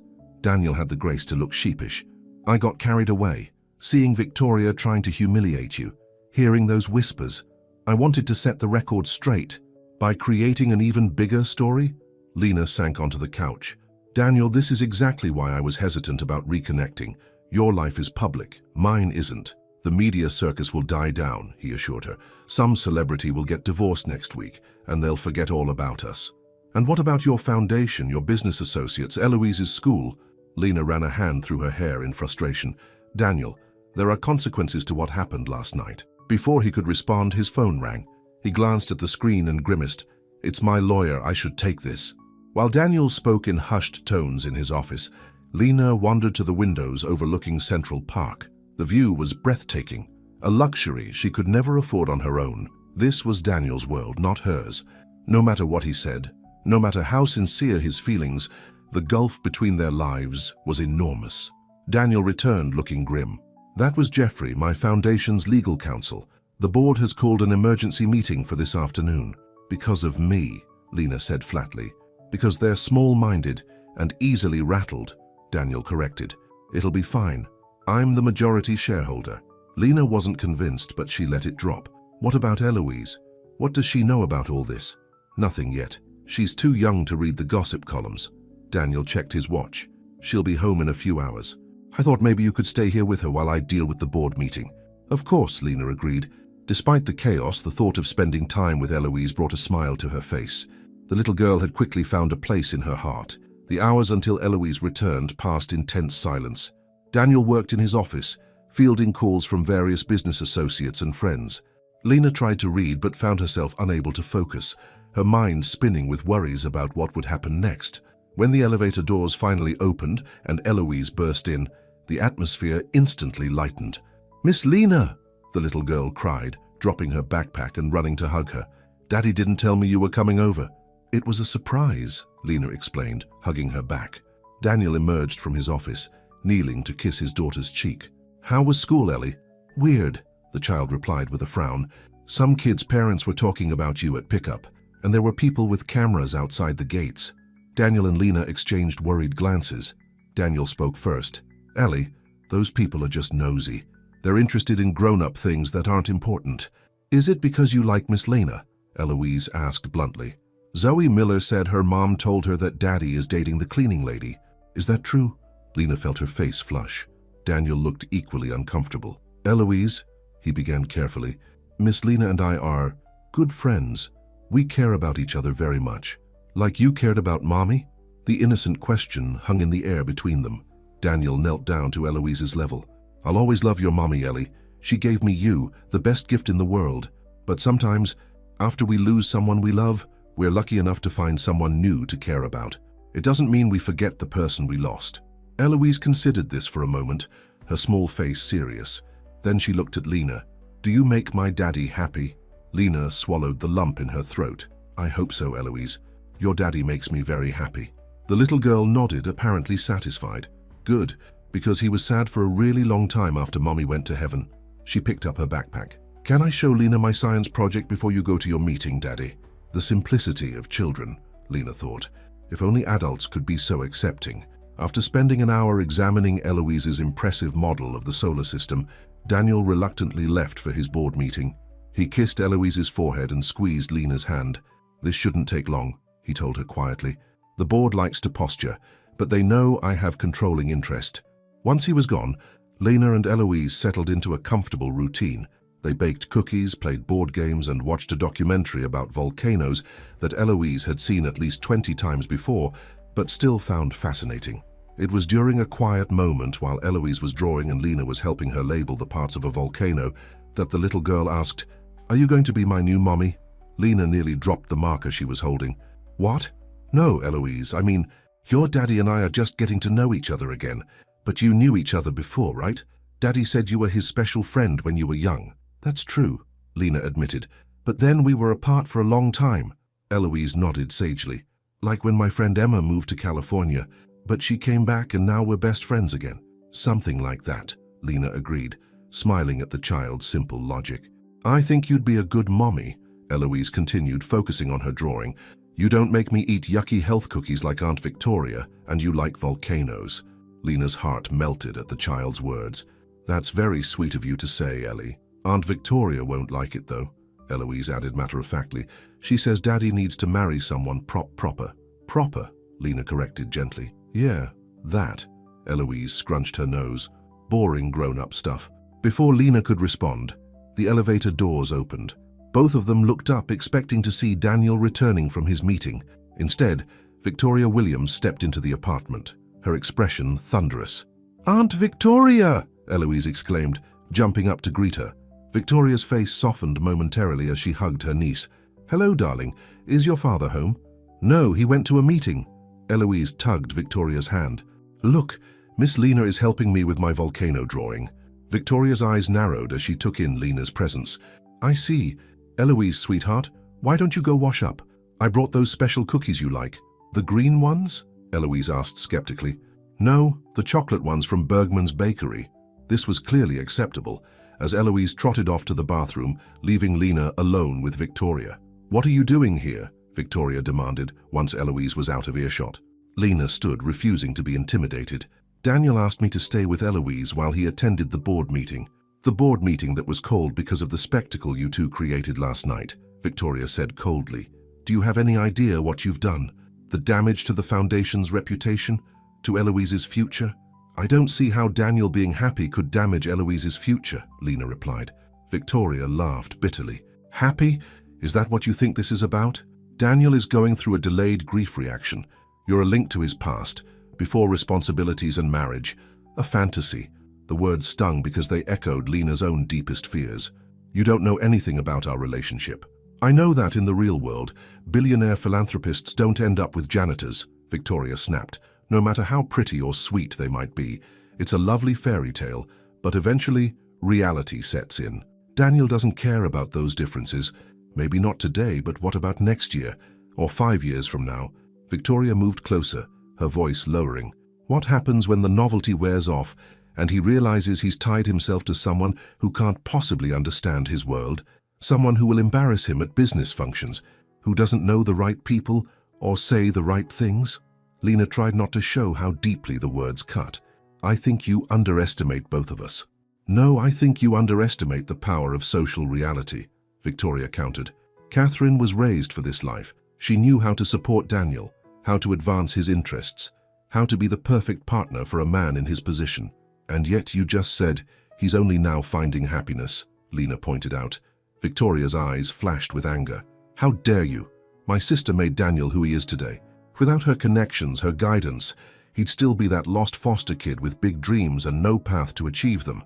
The elevator doors opened again, and this time it was Daniel who entered. He stopped short at the sight of Victoria. What are you doing here? He asked, echoing her earlier question to Lena. I came to check on my niece, Victoria replied smoothly, and to inform you that your little display last night has cost the foundation dearly. The Hendersons have withdrawn their pledge. So have the Blackwoods. Daniel's jaw tightened. The foundation will survive, perhaps. But will your business? The board may not be able to remove you, but they've made their concerns clear, haven't they? Victoria glanced meaningfully at Lena. How long before your investors start questioning your judgment? That's enough, Victoria, Daniel said sharply. This is my home, and you're speaking about someone I care for deeply. Victoria picked up her purse. I'm only trying to protect what Catherine built with you, what she would have wanted for Eloise. She moved toward the hallway where Eloise had disappeared. I'll say goodbye to my niece before I go. When she was gone, Daniel turned to Lena, his expression weary. I'm sorry you had to deal with that. How was the meeting? Lena asked, avoiding his apology. Daniel ran a hand through his hair. About as expected. A lot of concern about public perception and donor relations. Nothing I can't handle. Victoria mentioned the Hendersons and Blackwoods pulling their donations. They'll come around, or they won't. Daniel shrugged. Either way, I'm not going to let other people dictate my personal life anymore. Lena studied his face. There was tension there that hadn't been present before. Daniel, what aren't you telling me? He hesitated, then sighed. The board suggested it might be better if I step back from public appearances for a while, let things cool down. They want to hide you away because of me, Lena said flatly. It's not about you, it's about their own narrow-mindedness. But Lena could see the toll it was taking on him. This was just the beginning of the complications their relationship would bring. Victoria returned with Eloise, who was happily munching on a chocolate cookie. We're going to the park on Saturday, right, Aunt Victoria? Of course, darling, the horse show, remember? Victoria smiled at her niece, then gave Daniel a pointed look. 2 o'clock. Don't be late. Mother and father will be there as well. After Victoria left, the atmosphere in the penthouse remained tense. Daniel tried to act normal for Eloise's sake, but Lena could see the strain in his smile, the worry in his eyes. That evening, after Eloise was in bed, they sat in the living room, the city lights twinkling beyond the windows. I should go home tomorrow, Lena said quietly. The media attention hasn't died down yet, Daniel protested. It won't die down if I'm living here, she pointed out. That will just add fuel to the fire. Daniel moved to sit beside her on the couch, taking her hand in his. Lena, I meant what I said last night. I love you. I don't care what the board thinks or what Victoria says or what the gossip columns write. But you should care, Lena insisted. Your foundation does important work. Your business employs thousands of people. And Eloise, she needs stability, not a scandal. You're not a scandal, Daniel said firmly. You're the woman I love, the woman I've always loved. Tears stung Lena's eyes. I love you too. That's why this is so hard. What do you mean? She took a deep breath. I think we need to take a step back. Give things time to cool down. Let the media lose interest. Daniel's face fell. You want to break up? No, she said quickly. I just think we need to be more careful, more private, for Eloise's sake, if nothing else. He was quiet for a long moment, his thumb tracing circles on the back of her hand. If that's what you think is best, I'll respect it. But Lena, I'm not giving up on us. Not again. The next morning, Lena returned to her apartment. The reporters had mostly dispersed, though a few still lingered, hoping for a glimpse of the janitor who stole a billionaire's heart, as one tabloid had phrased it. She went back to work that night, keeping her head down and ignoring the curious stares and whispers from other staff members. Her supervisor, Mrs. Dawson, called her into the office at the end of her shift. "Miss Hart," the older woman began, her expression stern, "I've received several complaints from parents about a relationship with Mr. Carrington." Lena's heart sank. "I understand. I'm afraid we'll have to let you go," Mrs. Dawson continued. "Westmore Academy has a reputation to maintain. We can't have staff members creating this kind of distraction." It was exactly what Lena had feared. "I see. When is my last day?" "Effective immediately. You'll receive 2 weeks severance pay." Mrs. Dawson at least had the decency to look uncomfortable. "For what it's worth, I think it's ridiculous. You've been an excellent employee, but the Board of Trustees was quite insistent." Lena nodded, too numb to argue. She collected her belongings from the janitor's closet and left Westmore Academy for the last time, the weight of reality crushing her earlier optimism. She didn't call Daniel right away. Instead, she spent the day applying for other custodial positions, only to discover that her newfound notoriety made finding work difficult. Every potential employer seemed to recognize her name. By evening, she was sitting in her small kitchen, staring at a stack of rejection emails when her phone rang. It was Daniel. "Eloise told me you weren't at school tonight," he said without preamble. "What happened?" Lena sighed. "I was fired. Apparently I'm a distraction." There was a long silence on the other end of the line. "I'll talk to the school board. This is discrimination." "No, Daniel, please don't." The last thing she needed was more attention. "It's fine. I'll find something else. This is my fault," he said, his voice tight with anger. "If I hadn't made that scene at the gala—" "We both know it would have come out eventually," Lena interrupted. "Maybe not so dramatically, but the result would have been the same." Another silence, then, "Come over for dinner tomorrow. Eloise has been asking about you all day." Lena hesitated. She had promised to give things time to cool down, but the thought of seeing Daniel and Eloise lifted her spirits. "All right, but I'll take the subway. No fancy cars or security." "Lena, there are still photographers. Let them take pictures of me riding the subway like a normal person," she said firmly. "Maybe that will be less interesting than speculating about what I'm doing hiding in your penthouse." Daniel didn't sound convinced, but he agreed. The next evening, Lena made her way to Daniel's building, ignoring the few photographers who recognized her. She wore simple jeans and a sweater, her hair pulled back in a ponytail, a far cry from the elegant woman in the emerald gown who had caused such a stir. The doorman nodded respectfully as she entered, directing her to the private elevator that led to the penthouse. When the doors opened, she was greeted by the delicious smell of Italian food and Eloise's excited voice. "She's here! Miss Lena's here!" The little girl came running, throwing her arms around Lena's waist. Daniel followed more sedately, wearing an apron and looking unfairly handsome. "We're making lasagna," Eloise announced, "and garlic bread, and I helped with the salad." "That sounds wonderful," Lena said, smiling at Daniel over the child's head. Dinner was a welcome respite from the stress of the past few days. Eloise dominated the conversation, telling Lena about school and her friends, and how everyone was talking about her daddy's special friend. "Madison Henley said you were pretty like a princess in that green dress," Eloise reported. "Her mum showed her the picture from the newspaper." "That's nice of her," Lena replied, glancing at Daniel. "But then Aunt Victoria came to my class today to help with the bake sale, and she told Madison's mum that you and Daddy are just old friends and not to believe everything they read in the papers." Eloise took a big bite of lasagna. "What does that mean, Daddy?" Daniel's fork paused halfway to his mouth. "It means your Aunt Victoria should mind her own business." After dinner, while Daniel cleaned up, Lena helped Eloise with her science homework. The easy domesticity of the evening made her heart ache with what might have been in a different world, one where she wasn't an unemployed janitor and Daniel wasn't constantly in the public eye. When Eloise finally went to bed, with both Daniel and Lena taking turns reading her a story, they settled in the living room with glasses of wine. "I've been thinking," Daniel said, swirling the red liquid in his glass. "What if we left New York for a while? Took Eloise and just disappeared for a few months, let all this die down?" "And go where?" Lena asked. "I have a house in Montana. Very private, beautiful views. Eloise would love it." The idea was tempting, a chance to be together away from prying eyes and social pressure, but Lena knew it wasn't a real solution. "Running away won't solve anything," she said gently. "And what about your work? The foundation? Eloise's school?" Daniel sighed. I can work remotely. The foundation has a capable executive director, and Eloise can be homeschooled for a semester. Daniel, Lena set down her wineglass. This isn't just about the media attention or Victoria's disapproval. It's about the reality of our situation. You're Daniel Carrington. I'm a janitor who just lost her job. Those differences don't go away by hiding in Montana. Why does any of that matter? He asked, frustration evident in his voice. Why can't we just be Lena and Daniel like we were that summer? Because we're not 18 anymore, she replied softly. We have responsibilities, histories, lives we've built separately. We can't just pretend none of that exists. Daniel moved closer to her on the couch, taking her hands in his. I'm not pretending. I'm saying none of it matters compared to how I feel about you, how I've always felt. The earnestness in his blue eyes nearly broke her resolve. It matters to the world we live in, Daniel.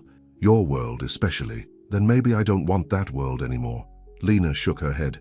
You don't mean that. You've built something important. The foundation, your businesses. You help people. And you have Eloise to think about. Eloise adores you, he pointed out. She barely knows me, Lena countered. And she's still adjusting to losing her mother. How do you think she'll feel if you uproot her life to run away with the school janitor? Daniel flinched at her harsh words. Is that really how you see yourself, as just the school janitor? It's how the world sees me, Lena replied. And eventually, it might be how you see me too. Never, he said fiercely. Lena, you're the strongest, most genuine person I know. You always have been. Tears threatened to spill from her eyes. I should go. It's getting late. Stay, Daniel pleaded. The guest room is made up for you. Lena hesitated, then nodded. Just one night, she told herself. One more night in this fairy tale before reality reclaimed her. In the morning, Lena woke early. She could hear Daniel in the kitchen, probably preparing breakfast for Eloise before school. The domesticity of it all tugged at her heart again. How easy it would be to slide into this life, to pretend she belonged here. But Victoria's words echoed in her mind. What happens when the novelty wears off? She dressed quickly in yesterday's clothes and made her way to the kitchen. Daniel looked up from the pancakes he was flipping, his smile warming her despite her resolve. Good morning, he said. Coffee's ready. Thanks, but I should get going. Lena glanced around. Is Eloise still asleep? She's getting dressed. School starts in an hour. Daniel's smile faded as he studied her face. What's wrong? Nothing, Lena assured him, forcing a smile. I just have some job applications to follow up on. Daniel set down the spatula and moved around the counter to stand in front of her. Lena, talk to me. What's going on in that head of yours? She took a deep breath. I've been thinking about what you said last night. About Montana. His face brightened. And I think it would be a mistake, she said gently. For all of us. Daniel's expression fell. Why? Because running away isn't the answer, Lena explained. It would just delay the inevitable confrontation with reality. What reality? Daniel asked, frustration edging his voice. That people are small-minded? That Victoria is trying to control my life? I don't care about any of that. The reality that our lives are completely different, Lena said. The reality that Eloise needs stability, not chaos. The reality that your work is important and shouldn't be jeopardized because of me. Daniel reached for her hands. Lena, please, don't do this. I'm not giving up on us, she assured him, squeezing his hands. I'm just saying we need to be smart. Take a step back, let things settle. And then what? He asked. I don't know, she admitted. But rushing into this, living together, running away to Montana, it's not the answer. We need to build something real, something that can withstand the pressure. Daniel was quiet for a long moment. You're afraid, he finally said. Afraid this won't work out. Of course I am, Lena replied honestly. Aren't you? No, he said simply. Because I know what we had before, what we could have again. Daniel, we were kids then. The world was simpler. Our feelings weren't, he countered. What I felt for you then is the same thing I feel now. It's the one constant in my life. Lena felt tears threatening again. I need some time, Daniel. Space to figure things out. He looked like he wanted to argue, but instead he nodded reluctantly. How much time? I don't know. A few weeks, maybe. She tried to smile. Let's both focus on our lives for a bit. You on the foundation and Eloise, me on finding a new job. And then? And then we'll see where we stand. Lena leaned forward and kissed him gently. I'm not disappearing again, Daniel. I promise. As she walked to the elevator, Eloise came bounding down the hallway in her school uniform. Miss Lena, are you leaving? Can you come to my science fair on Friday? Lena knelt to hug the little girl, her heart breaking at the innocent request. "I'll try, Ellie, but I might be busy with job interviews." "Because you don't work at my school anymore?" Eloise asked with a child's directness. "That's right. Daddy said it's because some people are silly and don't understand that he loves you." Eloise's matter-of-fact delivery made Lena glance up at Daniel, who shrugged unapologetically. "Your daddy is very sweet," Lena told Eloise, "and very smart about most things." "But not about this?" the child asked, confused. Lena smiled sadly. "Sometimes grown-ups have to make hard decisions, even when they care about each other very much." "That's dumb," Eloise declared. "Yes," Lena agreed, hugging her one more time. "Sometimes it is." As the elevator doors closed, separating her from Daniel and Eloise, Lena felt the weight of her decision. She was walking away from everything she'd ever wanted, the man she loved, a child she was growing to care for deeply, a chance at the family she'd never had. But Victoria's words haunted her. "I was your summer, but you have a winter to protect." Maybe Victoria was right. Maybe some love stories weren't meant to last beyond a perfect summer. Maybe the real world, with all its complications and judgments, would eventually tear them apart anyway. Better to end it now, before Eloise got too attached, before Daniel risked more for a relationship that might be doomed from the start, before Lena's heart was completely shattered. 2 weeks passed. Lena found a job at a small diner called Rosie's in a working-class neighborhood far from Westmore Academy and Daniel's penthouse. The hours were long, the pay mediocre, but it was honest work that kept her busy. She hadn't spoken to Daniel since that morning in his kitchen, though he'd called and texted regularly. She'd responded briefly, assuring him she was fine, just busy with her new job. He hadn't pushed, respecting her request for space. The media interest had died down somewhat, though occasionally a customer would recognize her and whisper to their companions. The story had moved from the front pages to the gossip columns, but it hadn't disappeared entirely. One rainy Tuesday evening, the diner was nearly empty. Lena was wiping down tables when the bell above the door jingled. She looked up to see Eleanor Carrington standing in the entrance, elegant in a simple navy blue coat, her silver hair perfectly styled despite the weather. "Mrs. Carrington," Lena said, surprised. "How did you find me?" Eleanor smiled warmly. "Daniel mentioned you were working here. He's worried about you." Lena gestured to a booth. "Would you like some coffee or tea?" "Tea would be lovely, thank you." After bringing a pot of tea and 2 cups, Lena slid into the booth across from Eleanor. "Did Daniel send you?" "No," Eleanor replied, adding a touch of milk to her tea. "He has no idea I'm here. This is between us." Lena waited, unsure what to expect. "You broke my son's heart," Eleanor said finally, but her tone held no accusation. "Again, through no fault of your own." "I didn't mean to," Lena said softly. It's complicated. Life usually is." Eleanor took a sip of her tea. "Daniel told me about your conversation, about your concerns." Lena looked down at her hands. "They're valid concerns." "Perhaps," Eleanor conceded, "but they're also based on fear rather than fact." "Mrs. Carrington, please, call me Eleanor." "Eleanor," Lena amended. "You've seen the media coverage, the impact on the foundation. Daniel's board is unhappy. Victoria is furious. Eloise is confused. How is any of that good for them?" Eleanor studied her thoughtfully. "You know, when my husband and I adopted Daniel, many people thought we were making a mistake. A teenage boy from the foster system, with a history of trouble at school. Surely we could find a better child to bring into our family." Lena looked up, surprised. "I didn't know Daniel had trouble in school." "Oh yes. Bright as he was, he rebelled against authority, questioned everything." Eleanor smiled fondly at the memory. "Our friends thought we were ruining our reputation by taking him in. My husband's business associates worried how it would look to clients." "What did you do?" "We ignored them," Eleanor said simply. "We knew Daniel was worth it, regardless of what anyone else thought. And do you know what happened? He thrived, became the man he is today, successful, compassionate, driven. And all those people who questioned our decision, they pretend now that they supported us all along." Lena wasn't sure what to say. Eleanor reached across the table and patted her hand. "My point, dear, is that public opinion is fickle. The people who matter, those who truly care about Daniel and Eloise, will support what makes them happy. The rest will eventually adjust or become irrelevant." "And Victoria?" Lena asked. Eleanor's expression hardened slightly. "Victoria loved her sister, and she loves Eloise, but she's always been controlling. Catherine knew how to manage her. Daniel has been too kind to set proper boundaries. I don't want to come between Daniel and Eloise's family, Lena insisted. You wouldn't be, Eleanor assured her. Victoria will always be Eloise's aunt, but she doesn't get to dictate Daniel's life or his happiness. She leaned forward. The question is, Lena, what do you want? Not what you think is best for everyone else. What do you want for yourself? The question caught Lena off guard. For so long she'd been focused on survival, on making it through each day. Even with Daniel, she'd been thinking about what was best for him, for Eloise, for the foundation. I want to be with him, she admitted quietly. I love him. I always have. Eleanor smiled. Then the rest can be managed. The question is whether you're brave enough to fight for what you want. Lena sighed. It's not just about bravery. It's about practicality. I lost my job because of this relationship. Daniel's foundation is losing donors. Eloise is being gossiped about at school.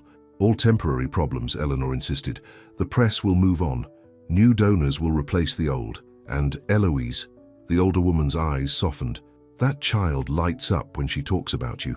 Miss Lena understands volcanoes, she told me last week, and she makes Daddy laugh. The simple observation made Lena's eyes fill with tears. Daniel hasn't been himself these past 2 weeks, Eleanor continued. He's going through the motions, but the light has gone out of him again, just like after you disappeared the first time.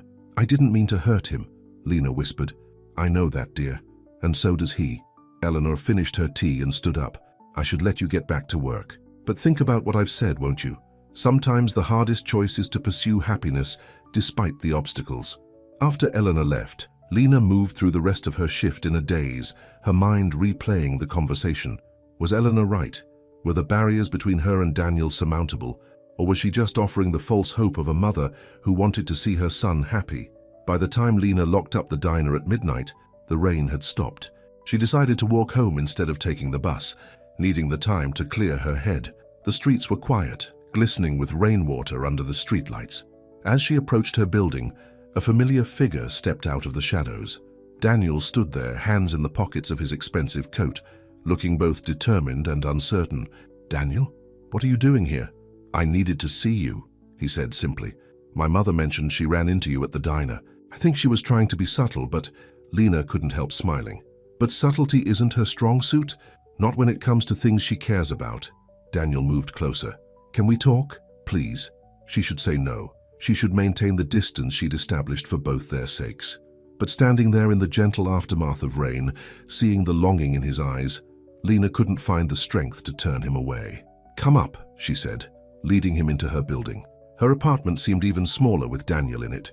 He looked out of place among her second-hand furniture and thrift store decorations, yet somehow he also looked right, like he belonged wherever she was. How's Eloise? Lena asked, filling the electric kettle for tea. She misses you, Daniel replied. She made you a card for your refrigerator. It has a volcano on it. He pulled a folded piece of construction paper from his pocket and handed it to her. Lena opened it to find a crayon drawing of a red and orange volcano with the words, Miss Lena, come see my science fair. Love, Eloise, written in a child's careful printing. When is it? Lena asked, her voice thick with emotion. Friday afternoon. Daniel watched her face carefully. She'd love it if you came. Lena placed the card on her refrigerator, securing it with a magnet. I'd have to get someone to cover my shift. Does that mean you'll try? She turned to face him. Daniel, nothing's changed.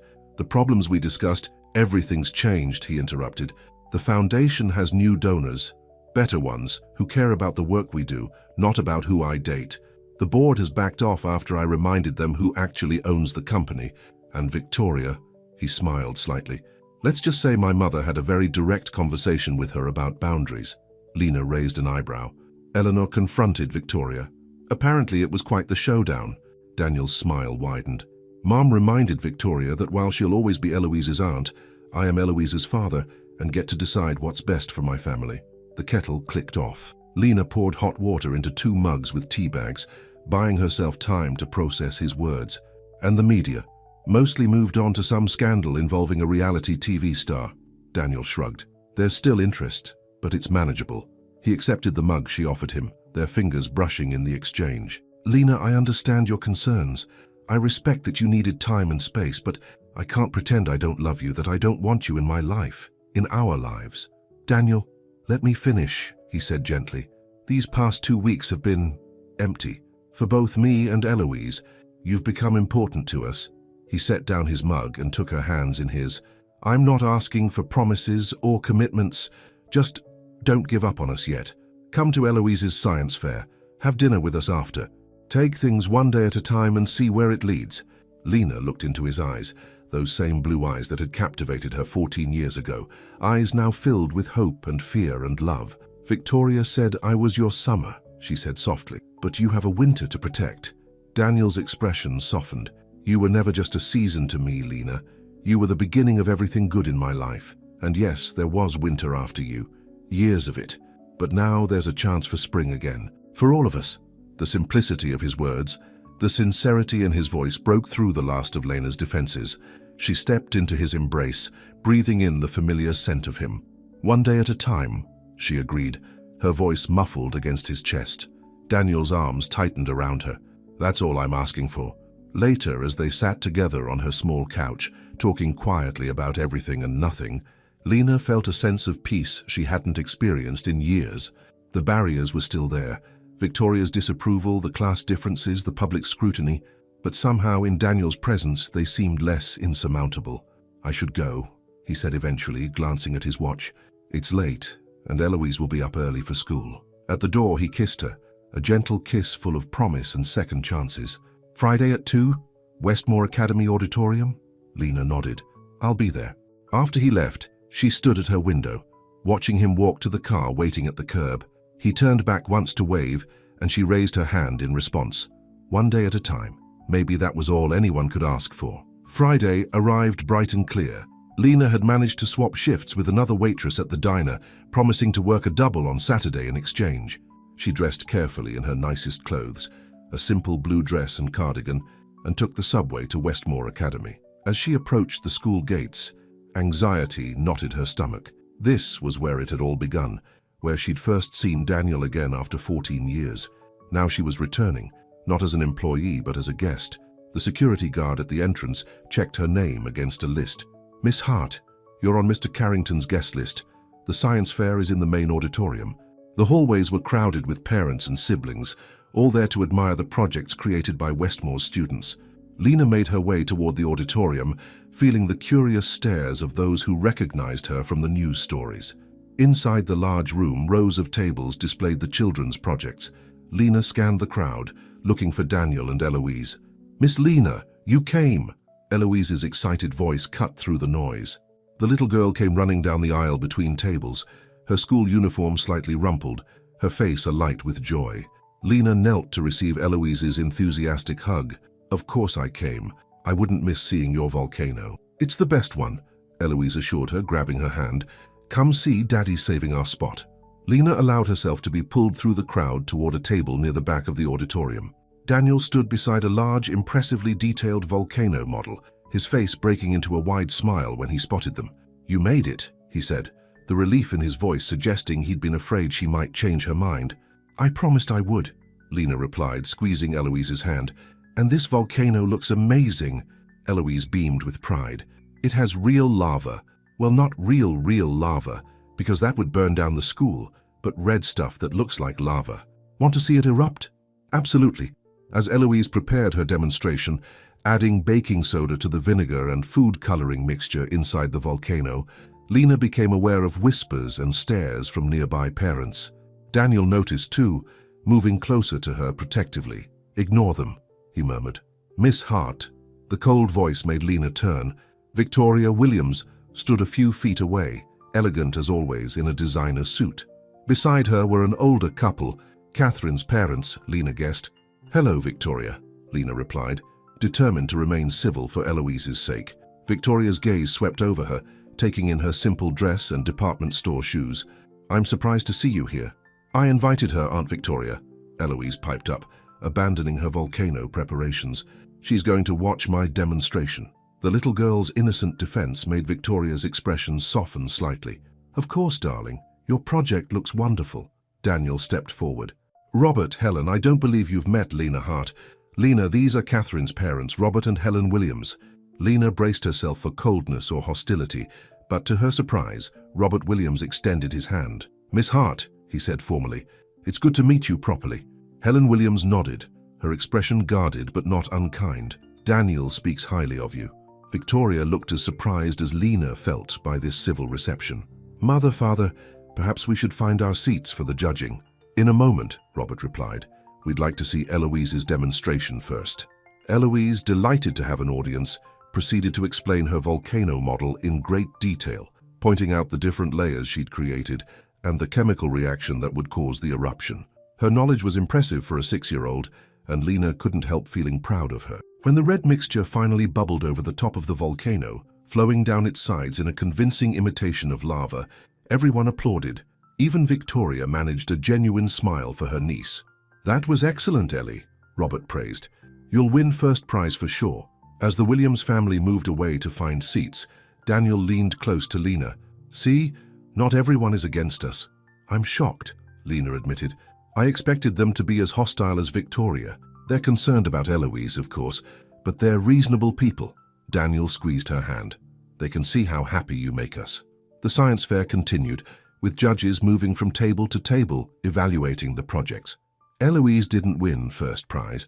That went to a 5th grader's impressive solar-powered water filter, but she did receive an honorable mention, which she declared was almost as good because my volcano was still the coolest.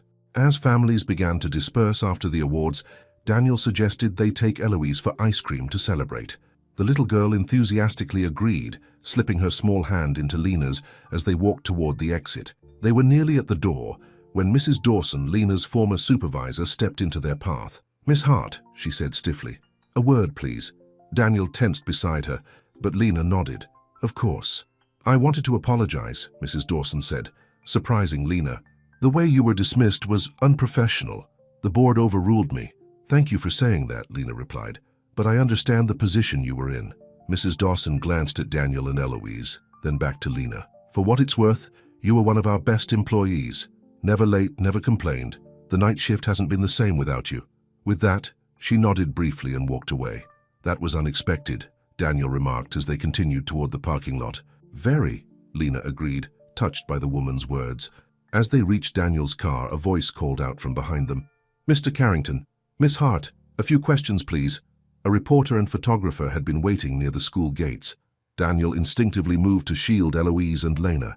No questions today, he said firmly. We're celebrating my daughter's science fair project. Just one comment on the rumors that you two are back together, the reporter persisted, hurrying alongside them as Daniel opened the car door for Eloise. Daniel hesitated, looking at Lena questioningly.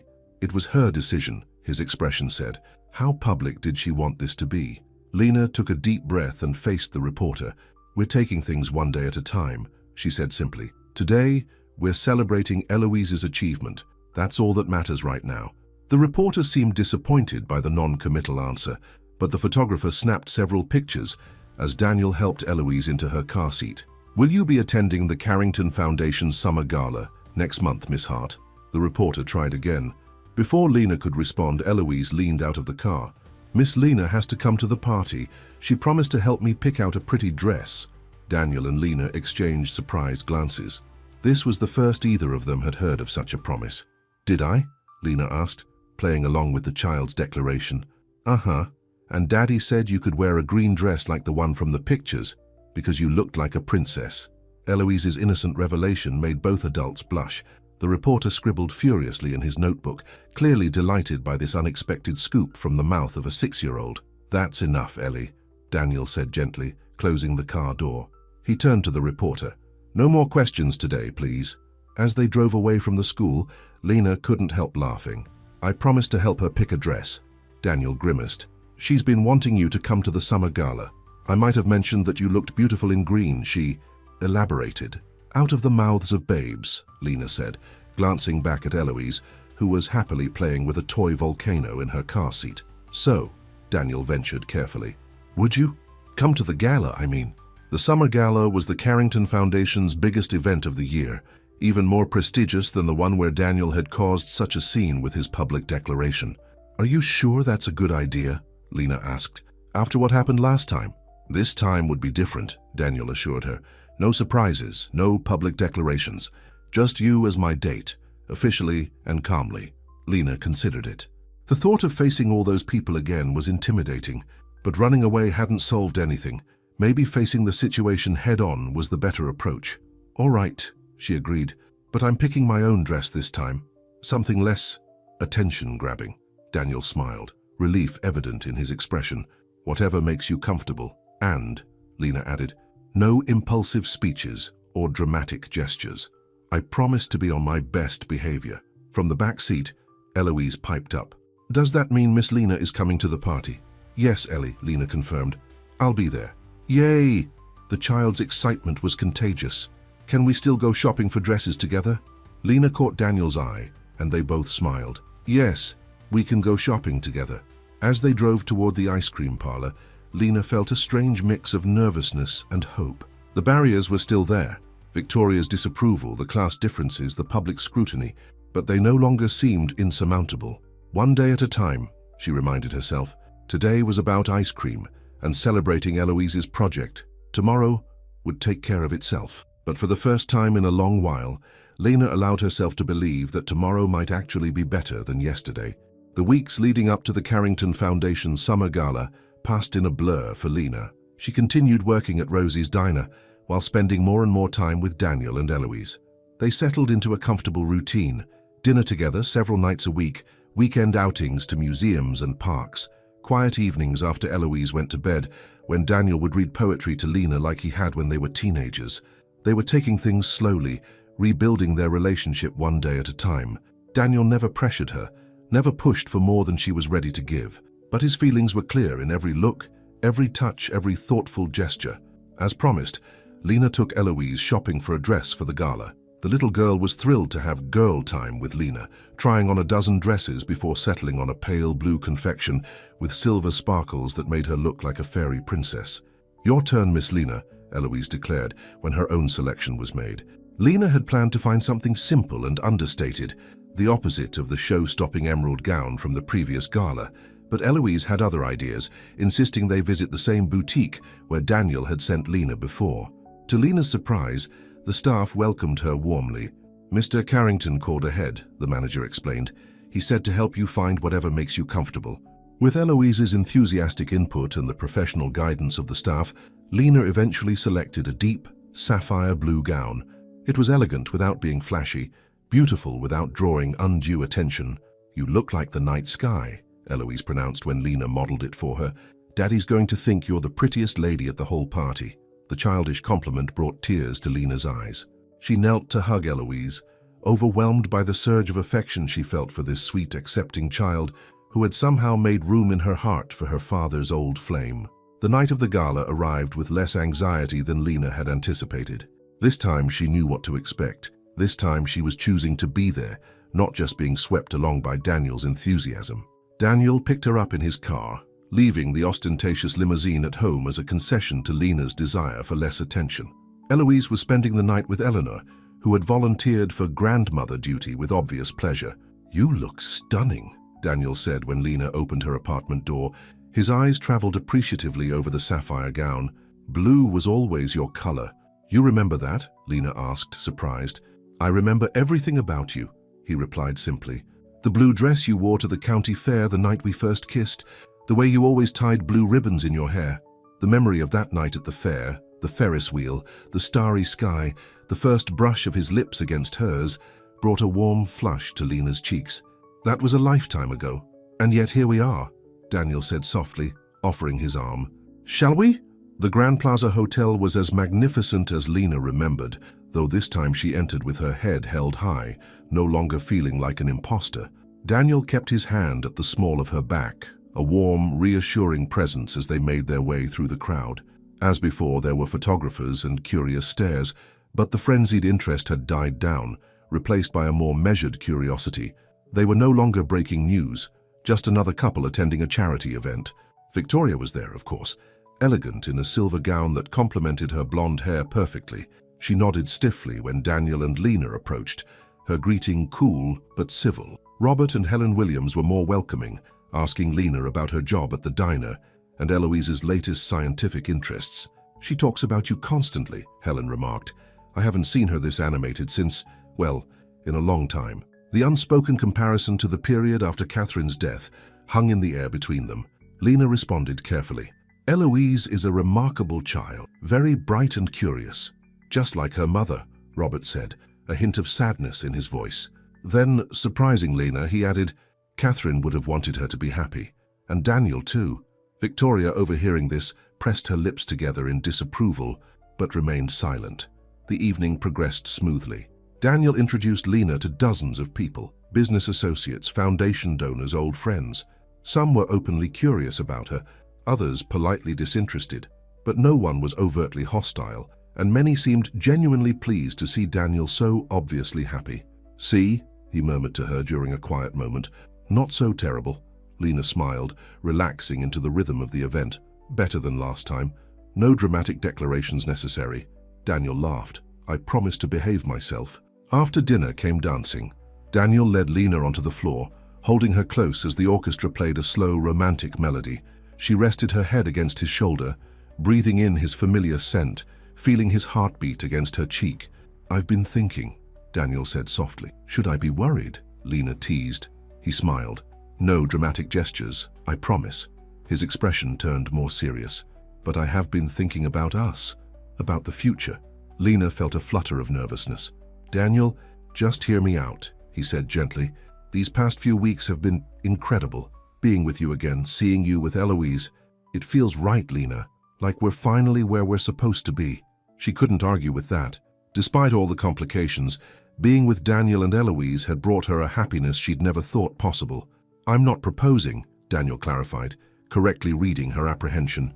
Not yet, but I want you to know that's where I'm headed. When you're ready. Lena pulled back slightly to look into his eyes. And if I'm never ready, if I'm always just the woman who works at a diner and comes over for dinner sometimes, then that's what we'll be, Daniel replied without hesitation. I love you, Lena. That doesn't come with conditions or expectations. The simple sincerity of his words made her throat tighten with emotion. Before she could respond, a commotion near the entrance to the ballroom caught their attention. Gerald Thompson, chairman of the Carrington Foundation Board and a longtime family friend, was hurrying toward them, his face tight with concern. Daniel, he said urgently, there's a situation with Eloise. Your mother just called. Daniel tensed immediately. What happened? Is she hurt? No, nothing like that, Gerald assured him quickly. But she's running a high fever. Your mother took her to the emergency room as a precaution. Which hospital? Daniel was already moving toward the exit, his hand firmly grasping Lena's. St. Luke's, the closest to your mother's home. Daniel nodded his thanks and pulled Lena through the crowd. I'm sorry, he said as they hurried toward the valet station. I need to go to Eloise, Lena finished for him. Of course you do. We both do. The relief on his face at her immediate inclusion of herself made Lena's heart swell. Without question, without hesitation, she was part of this, part of them. The drive to St. Luke's Hospital was tense and silent. Daniel broke every speed limit, his knuckles white on the steering wheel. Lena reached over to place her hand on his arm. She's going to be fine, she assured him. Kids get fevers all the time. I know, he said, but his voice was tight with worry. It's just, after losing Kathy, every time Ellie gets sick, I can't help but... He didn't need to finish the thought. Lena understood. After watching his wife die of cancer, any illness in his daughter would trigger Daniel's deepest fears. At the hospital, they were directed to the pediatric emergency department. Eleanor was waiting in the corridor, her elegant gala attire looking out of place among the worried parents in casual clothes. Daniel, Lena, she greeted them with obvious relief. They're examining her now. Her fever spiked suddenly. 103.5. I thought it best not to wait. You did the right thing, Daniel assured her, embracing his mother briefly. What are they saying? The doctor suspects strep throat. They're doing a rapid test. Eleanor's composed expression softened. She's been asking for both of you. Both of you. The simple phrase warmed Lena's heart even amid the worry. A nurse approached them. Mr. Carrington, you can come in now. She's in room 3. Daniel immediately reached for Lena's hand. We're coming. The nurse hesitated, looking at Lena questioningly. Family only in the emergency department. Before Daniel could protest, Eleanor stepped forward. This is Lena Hart, Mr. Carrington's partner, and a crucial part of Eloise's life. She needs to be included. The nurse nodded, accepting this explanation without further question. This way, please. Eloise looked small and vulnerable in the hospital bed, her normally rosy cheeks flushed with fever, but her face lit up when she saw them. "Daddy, Miss Lena, you came." "Of course we came, sweetheart," Daniel said, moving immediately to her bedside and taking her small hand. "How are you feeling?" "My throat hurts," Eloise complained. "And I'm hot, but the doctor said I can have ice cream when we go home, so that's good." Daniel laughed despite his worry, smoothing back her damp curls. "Leave it to you to find the bright side." Lena approached the bed from the other side. "We were very worried about you, Ellie." Eloise reached for her hand. "You look pretty in your blue dress, like a princess." "Thank you," Lena said softly. "You're the one who helped me pick it out, remember?" The doctor entered then, a kind-faced woman with graying hair. "Well, the test is positive for strep throat," she announced. "Nothing too serious, but we'll start her on antibiotics right away. The fever should come down within 24 hours, but she'll need to take the full course of medication." Daniel nodded, relief evident in his expression. "Thank you, doctor. When can we take her home?" "I'd like to give her the first dose of antibiotics here and monitor her for an hour or so, just to make sure the fever starts to respond. After that, you're free to go." Once the doctor left, Eleanor excused herself to make some calls, leaving Daniel and Lena alone with Eloise. The little girl was already looking more comfortable after a dose of children's pain reliever. "I'm sorry I ruined your party," she said sleepily. "You didn't ruin anything," Daniel assured her. "Parties aren't important. You are." Eloise smiled faintly, her eyelids growing heavy. "Is Miss Lena coming home with us?" Daniel glanced at Lena, the question in his eyes. She nodded without hesitation. "Yes, sweetheart," he told Eloise. "Miss Lena is coming home with us." Satisfied, Eloise drifted off to sleep, one hand still holding Lena's, the other in her father's grasp. They sat like that for a long while, connected through the child they both loved, though neither said the words aloud. Eventually, Eleanor returned, smiling at the tableau before her. "She looks better already," she observed quietly. Daniel nodded. "The doctor says we can take her home soon." "Good." Eleanor's gaze moved between Daniel and Lena, taking in their formal attire, now rumpled from the stress and the hospital chairs. "You know, seeing you two together like this, it reminds me of what your father and I were like, Daniel. Partners in everything." Lena felt her cheeks warm at the comparison. Daniel squeezed her hand gently across Eloise's sleeping form. "I'll stay with Eloise while you two change into something more comfortable," Eleanor offered. "No sense sitting in formal wear all night." Daniel hesitated. "Are you sure, Mom?" "Positive. She's sleeping peacefully now. Go home, both of you. Change clothes, bring back something comfortable for Eloise to wear home." It was a sensible suggestion, but Lena felt oddly reluctant to leave the child's side. Daniel seemed to share her hesitation. Eleanor smiled knowingly. "She'll be fine with her grandmother for half an hour. Go on." Finally, they agreed. Daniel drove them to his penthouse, both of them unusually quiet. The events of the evening had shifted something between them, created a new intimacy that went beyond their careful, one-day-at-a-time approach. In the elevator, Daniel finally broke the silence. "Thank you for being there tonight, for coming to the hospital without hesitation." "Of course," Lena replied. "I care about Eloise." "I know you do." He studied her face in the soft elevator light. "It means everything to me, seeing how much you love her, how much she loves you." The doors opened directly into his penthouse. Daniel moved to his bedroom to change out of his tuxedo, while Lena waited awkwardly in the living room, still in her sapphire gown. "I should have brought a change of clothes," she realized aloud. "You can borrow something of mine?" Daniel called from the bedroom. He emerged a moment later in jeans and a simple grey sweater, carrying a t-shirt and sweatpants. "These will be too big, but they're comfortable." Lena accepted the clothes with a smile. "Thanks. Where can I change?" "Guest bathroom is down the hall to the right." The bathroom was larger than Lena's entire kitchen, with marble countertops and a shower big enough for 3 people. She slipped out of her gown carefully, hanging it on the hook behind the door. Daniel's clothes engulfed her small frame, but they were soft and smelled like him. When she returned to the living room, Daniel was gathering things for Eloise. Pajamas, her favorite stuffed animal, a book in case she couldn't sleep. "You look good in my clothes," he remarked, a hint of mischief in his eyes despite the stressful circumstances. Lena rolled her eyes, but she was smiling. "They're a little big. I don't know, I kind of like it." He moved closer, his hands settling on her waist. "It feels right. You here, in my home, in my clothes." The intensity in his gaze made Lena's heart race. "Daniel, I know, one day at a time." He sighed, pressing his forehead against hers. But seeing you tonight with Eloise at the hospital, I can see our future so clearly, Lena. The three of us together." Before she could respond, his phone rang. Eleanor, wondering where they were. The moment broken, they gathered Eloise's things and headed back to the hospital. By the time they returned, Eloise was awake again, her fever slightly lower. The doctor gave them clearance to take her home with instructions for medication and follow-up care. "I want Miss Lena to carry me," Eloise declared when it was time to leave, surprising all of them.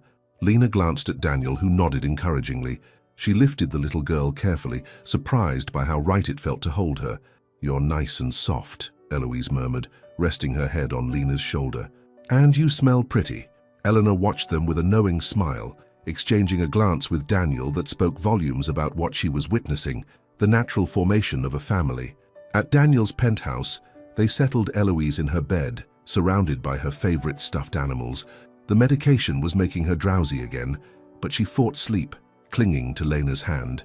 "Will you be here when I wake up?" she asked, her voice small and vulnerable. Lena looked to Daniel, uncertain how to answer. He nodded slightly, encouraging her to make her own decision. "Yes, Ellie," Lena said softly. "I'll be here." Satisfied, the little girl closed her eyes, drifting off to sleep almost immediately. Daniel and Lena stood watching her for a moment, the rise and fall of her chest, the flush of fever still evident on her cheeks. "She'll be fine by morning," Daniel whispered, guiding Lena out of the room, but leaving the door ajar to hear if Eloise called out. In the living room, Eleanor was gathering her things. "I think my work here is done," she said with a smile. "Call me in the morning and let me know how she's doing."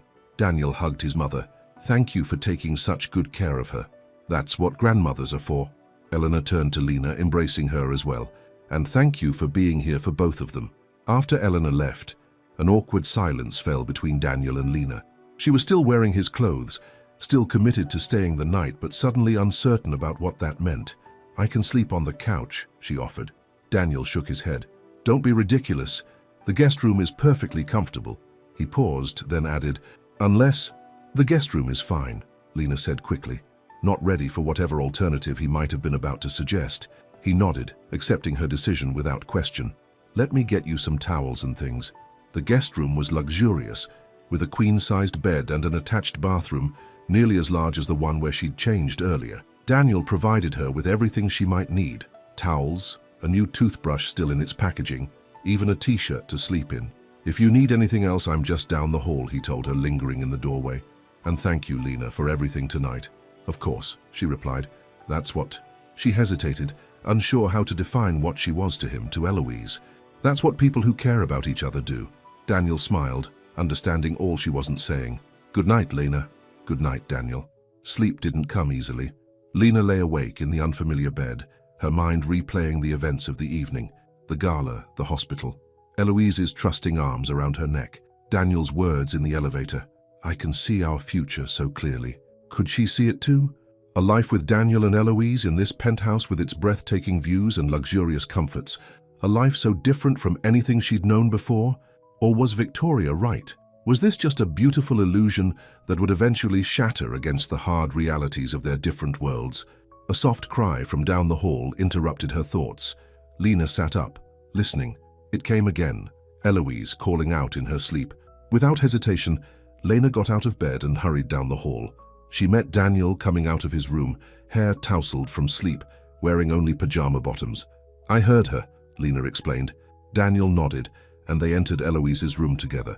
The little girl was tossing restlessly, her forehead hot with fever again.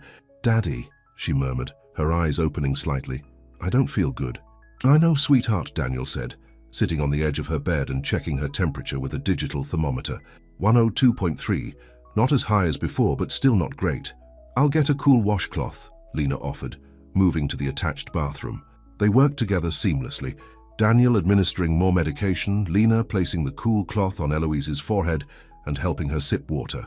Their movements were synchronized, as if they'd been caring for this child together for years rather than weeks. Eventually, Eloise fell back asleep, her breathing more regular, her face relaxed. Daniel and Lena tiptoed out of the room, leaving the door ajar once more. "Thank you," Daniel said when they were in the hallway. "You're a natural with her." "She makes it easy," Lena replied honestly. "She's a special child." They stood there in the dimly lit corridor, both reluctant to return to their separate rooms. Daniel reached out, his fingers gently brushing a strand of hair from Lena's face. "Stay," he said softly. "Not just tonight, not just for Eloise's illness. Stay with us, Lena." The simplicity of his request, the vulnerability in his eyes, made her breath catch. "Daniel, we agreed to take things slowly, one day at a time." "I know what we agreed," he said. "But tonight, seeing you with Eloise at the hospital, the way you didn't hesitate, it made me realize we're already a family. We're just living in separate homes." The word family resonated deep within Lena's heart. Family was all she'd ever wanted, all she'd never had, a place to belong, people who loved her unconditionally. "I'm scared," she admitted, her voice barely above a whisper. "Of what?" Daniel asked gently. "Of believing in this, of letting myself hope, of losing it all when reality sets in." Daniel took her hands in his. "This is reality, Lena, right here, right now. You and me and Eloise. Everything else, Victoria's disapproval, the gossip columns, the differences in our backgrounds, that's just noise." Lena looked up at him at the sincerity in his eyes, the love written plainly on his face. "I love you," she said simply. "I think I've loved you every day for 14 years, even when I tried to convince myself I didn't." "Then stay," he repeated. "Move in with us. Be part of our family officially." It was too soon, it was impulsive, it was exactly what her heart had been yearning for. "What about Eloise?" Lena asked, her last reservation. "This would be a big change for her." Daniel smiled. "Eloise has been asking me for weeks when you're going to come live with us. She's way ahead of both of us." Lena laughed softly, not surprised. The little girl's intuition had been remarkable from the start. "Yes," she said finally. "Yes, I'll stay." Daniel's smile was like sunrise breaking over the horizon. He pulled her into his arms, kissing her with all the longing and love that had built between them. Lena melted against him, feeling at last that she was exactly where she belonged. A small voice interrupted them. "Are you getting married now?" They broke apart to find Eloise standing in her doorway, looking feverish but pleased. "Ellie, what are you doing out of bed?" Daniel asked, his tone gently scolding, though his arms remained around Lena. "I heard talking," the child explained. "Are you getting married? Because I want to be the flower girl." Lena and Daniel exchanged amused glances. "We're not getting married right this minute," Daniel explained. "But Miss Lena is going to come live with us. Would that be okay with you?"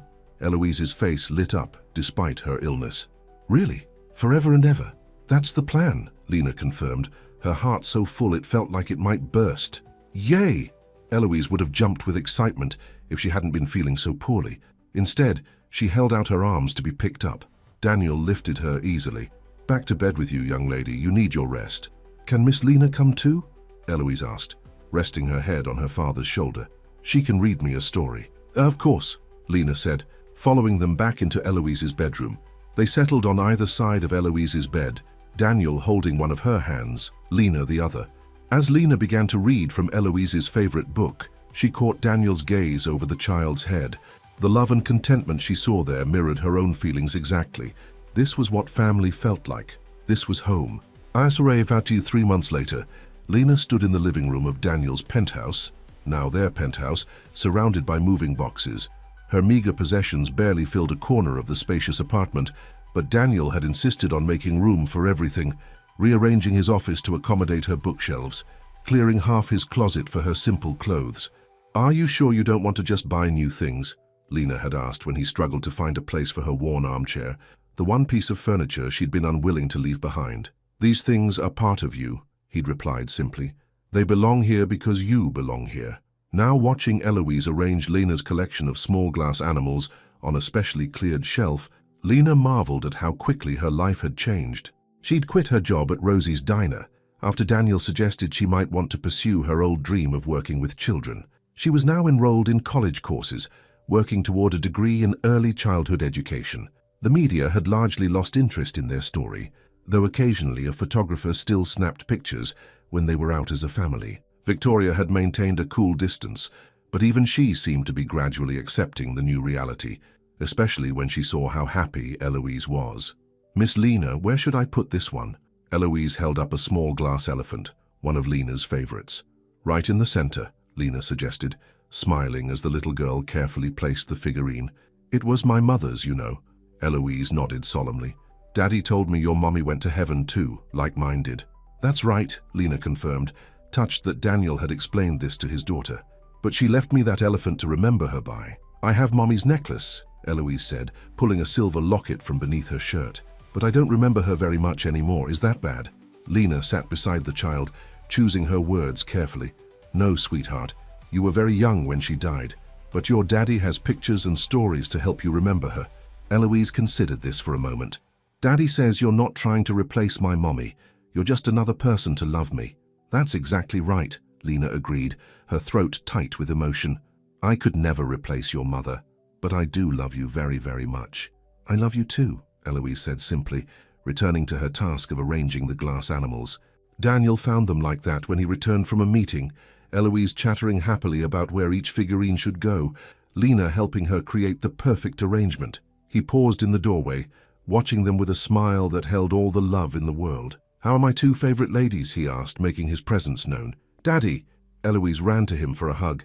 Miss Lena let me arrange her special animals. And guess what? We decided I can call her Lena now without the miss. Because she lives here. Daniel raised an eyebrow at Lena, who shrugged with a smile. She made a very convincing argument. She's good at that, Daniel agreed, setting Eloise down. Why don't you go wash up for dinner? I need to talk to Lena for a minute. Once Eloise had skipped off to the bathroom, Daniel crossed the room to where Lena stood. Happy? He asked, wrapping his arms around her waist. Very, she confirmed, leaning into his embrace. Though I still feel a little like I'm living in a dream. It's real, he assured her, kissing her softly. All of it. Lena sighed contentedly. I was just thinking about how much has changed in such a short time. 6 months ago, I was cleaning classrooms at night, convinced I'd spend my life alone. And now I'm living in a penthouse with the man I love and his adorable daughter, going back to school, planning a future I never thought I'd have. She shook her head in wonder. It's a lot to take in. Daniel seemed suddenly nervous, shifting his weight from one foot to the other. Speaking of the future, there's something I wanted to ask you. Lena felt her heart skip a beat. Daniel? He reached into his pocket and pulled out a small velvet box. I know we said we'd take things one day at a time, and if you're not ready, that's completely fine. But he opened the box to reveal a stunning but tasteful diamond ring. I love you, Lena Hart. I've loved you since we were 18 years old. Will you marry me? Though she'd half expected it from the moment she saw the box, the reality of the proposal still took her breath away. Tears filled her eyes as she looked from the ring to Daniel's hopeful face. Are you sure? She asked, her voice trembling. Really sure. I've never been more certain of anything in my life, he replied without hesitation. Lena thought about all the barriers that had seemed so insurmountable just months ago, the differences in their backgrounds, Victoria's disapproval, the public scrutiny. None of it mattered anymore. What mattered was standing right in front of her, this man who had never stopped loving her, who had given her a home and a family and a future. Yes, she said, her voice stronger now. Yes, I'll marry you. Daniel's face broke into a radiant smile as he slipped the ring onto her finger. It fit perfectly, catching the light as Lena admired it in wonder. Can I come back now? Eloise called from the hallway. I washed my hands really good. They laughed, both wiping away tears of joy. Come in, Ellie, Daniel called. Eloise ran into the room, stopping short when she spotted the ring on Lena's finger. Her eyes widened. Is that a for-real ring, like in the princess stories? It is, Daniel confirmed. I just asked Lena to marry me, and she said yes. Eloise let out a squeal of delight and threw herself at both of them, nearly knocking them over with the force of her enthusiasm. Does this mean Lena will be my mommy for real, and I can be the flower girl like I wanted? Lena knelt to the child's level, taking her small hands. Eloise, I will never replace your mother. She will always be your mommy. But if it's okay with you, I'd be honored to be your stepmom, to love you and take care of you alongside your daddy. Eloise considered this with the seriousness only a 6-year-old could muster. That's okay, she decided. I can have my real mommy in heaven and you here. That's better than most kids who only have one mommy. The simple logic made both adults smile through their tears. Daniel joined them on the floor, wrapping his arms around both Lena and Eloise. So we're agreed? He asked. We're going to be a family, officially. Family, Eloise repeated happily. Daddy and Lena and me. And maybe someday, Daniel added, looking at Lena with a question in his eyes, a little brother or sister for you? Lena's heart swelled at the thought, a child of their own, to join their already perfect family. Someday, she agreed softly. one step at a time. Eloise was already bouncing with excitement. "Can I tell Aunt Victoria, and Grandma Eleanor, and my teacher, and everyone?" Daniel laughed. "Yes, you can tell everyone. But first, let's celebrate just the three of us. How about ice cream for dinner?" "Yes," Eloise cheered. "Ice cream dinner." As they headed to the kitchen together, Eloise skipping ahead, Daniel kept his arm around Lena's waist. "I promised no dramatic gestures," he reminded her. "Was that too dramatic?" Lena smiled up at him. "It was perfect. Everything is perfect." And it was. The little girl who had once said, "You look like the woman in my daddy's box of pictures," had unknowingly set in motion the reunion of two souls who were always meant to find their way back to each other. Through all the barriers and complications, through years of separation and misunderstanding, love had prevailed. Lena Hart, once the invisible night janitor, had found her place in the world, not in the glittering ballrooms of New York's elite, but in the hearts of a man and his daughter who loved her exactly as she was. As they sat around the kitchen island, eating ice cream for dinner, laughing and making plans for their wedding, Lena knew that this moment, this family, this love, was what she had been searching for all her life. She was home. The wedding took place 6 months later in Central Park, beneath the very oak tree where Lena and Daniel had once read poetry together as teenagers. It was a small ceremony by Carrington standards, just close friends and family gathered on a perfect spring day. Eleanor had helped with the planning, insisting on only the best while respecting Lena's desire for simplicity. The result was elegant but intimate, with wildflowers and candles creating a natural, romantic atmosphere. Victoria had surprised everyone by offering to help Eloise prepare for her role as flower girl. Though still reserved with Lena, she had gradually softened, particularly after seeing the positive changes in both Daniel and her niece. "She makes you happy," Victoria had grudgingly admitted to Daniel a month before the wedding. "Both of you. That's what Catherine would have wanted."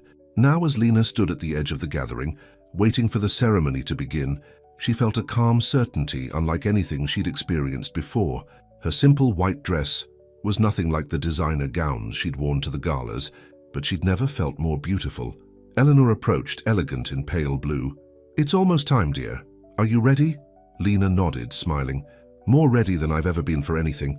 "I wanted to give you something," Eleanor said, opening a small velvet box. Inside was a delicate pearl bracelet.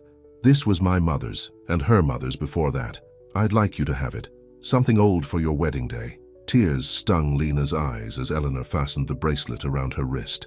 "Thank you," she whispered, "for everything, for accepting me, for helping me find my place in Daniel's world." "Oh, my dear," Eleanor said warmly. "You didn't need my help for that.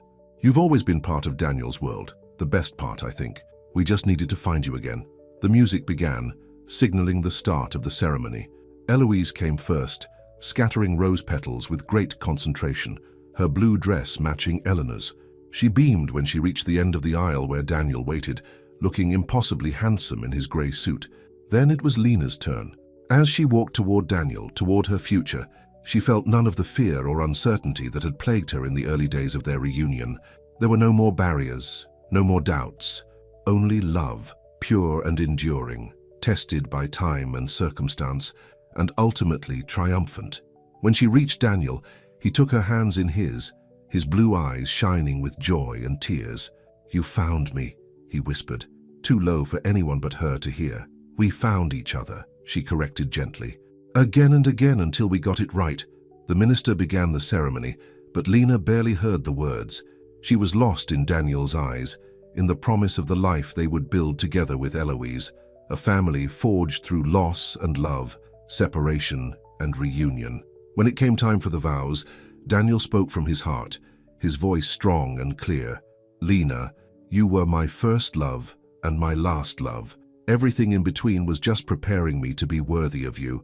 I promise to love you, honor you, and cherish you all the days of my life, to be your partner, your friend, your home." Lena's voice trembled slightly as she responded. "Daniel, loving you has been the constant of my life, even when we were apart.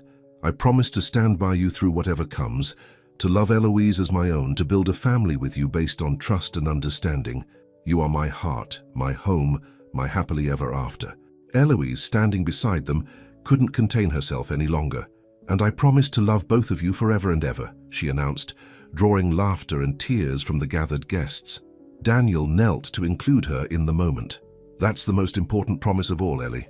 When they were pronounced husband and wife, Daniel kissed Lena with all the love and longing of 14 years apart and a lifetime together ahead. The guests applauded. Eloise jumped up and down with excitement, and Lena felt her heart might burst with happiness.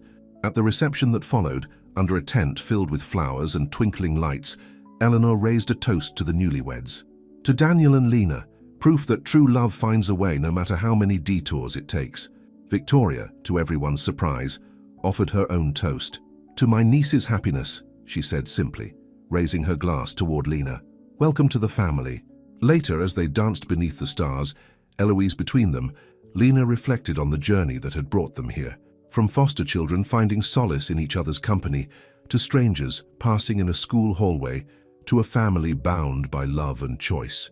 What are you thinking? Daniel asked, noticing her thoughtful expression. I'm thinking about that night at Westmore, Lena replied, when Eloise said I looked like the woman in your box of pictures. Eloise, who was now half asleep against her father's side, perked up at the mention of her name. I knew it was you, she said sleepily. Even before Daddy did. Daniel laughed, lifting his daughter into his arms. She's right. She recognized you before I did. Out of the mouths of babes, Lena said, smoothing Eloise's curls. As the night drew to a close, the three of them slipped away from the celebration, walking hand in hand through the quiet park. The path ahead was illuminated by moonlight, stretching into a future filled with promise. Lena Hart Carrington, once invisible, was now seen and loved exactly as she was, the janitor who had found a billionaire's heart, and more importantly, a family of her own. Ready to go home? Daniel asked, squeezing her hand. Lena looked at him and at Eloise, who had fallen asleep on his shoulder.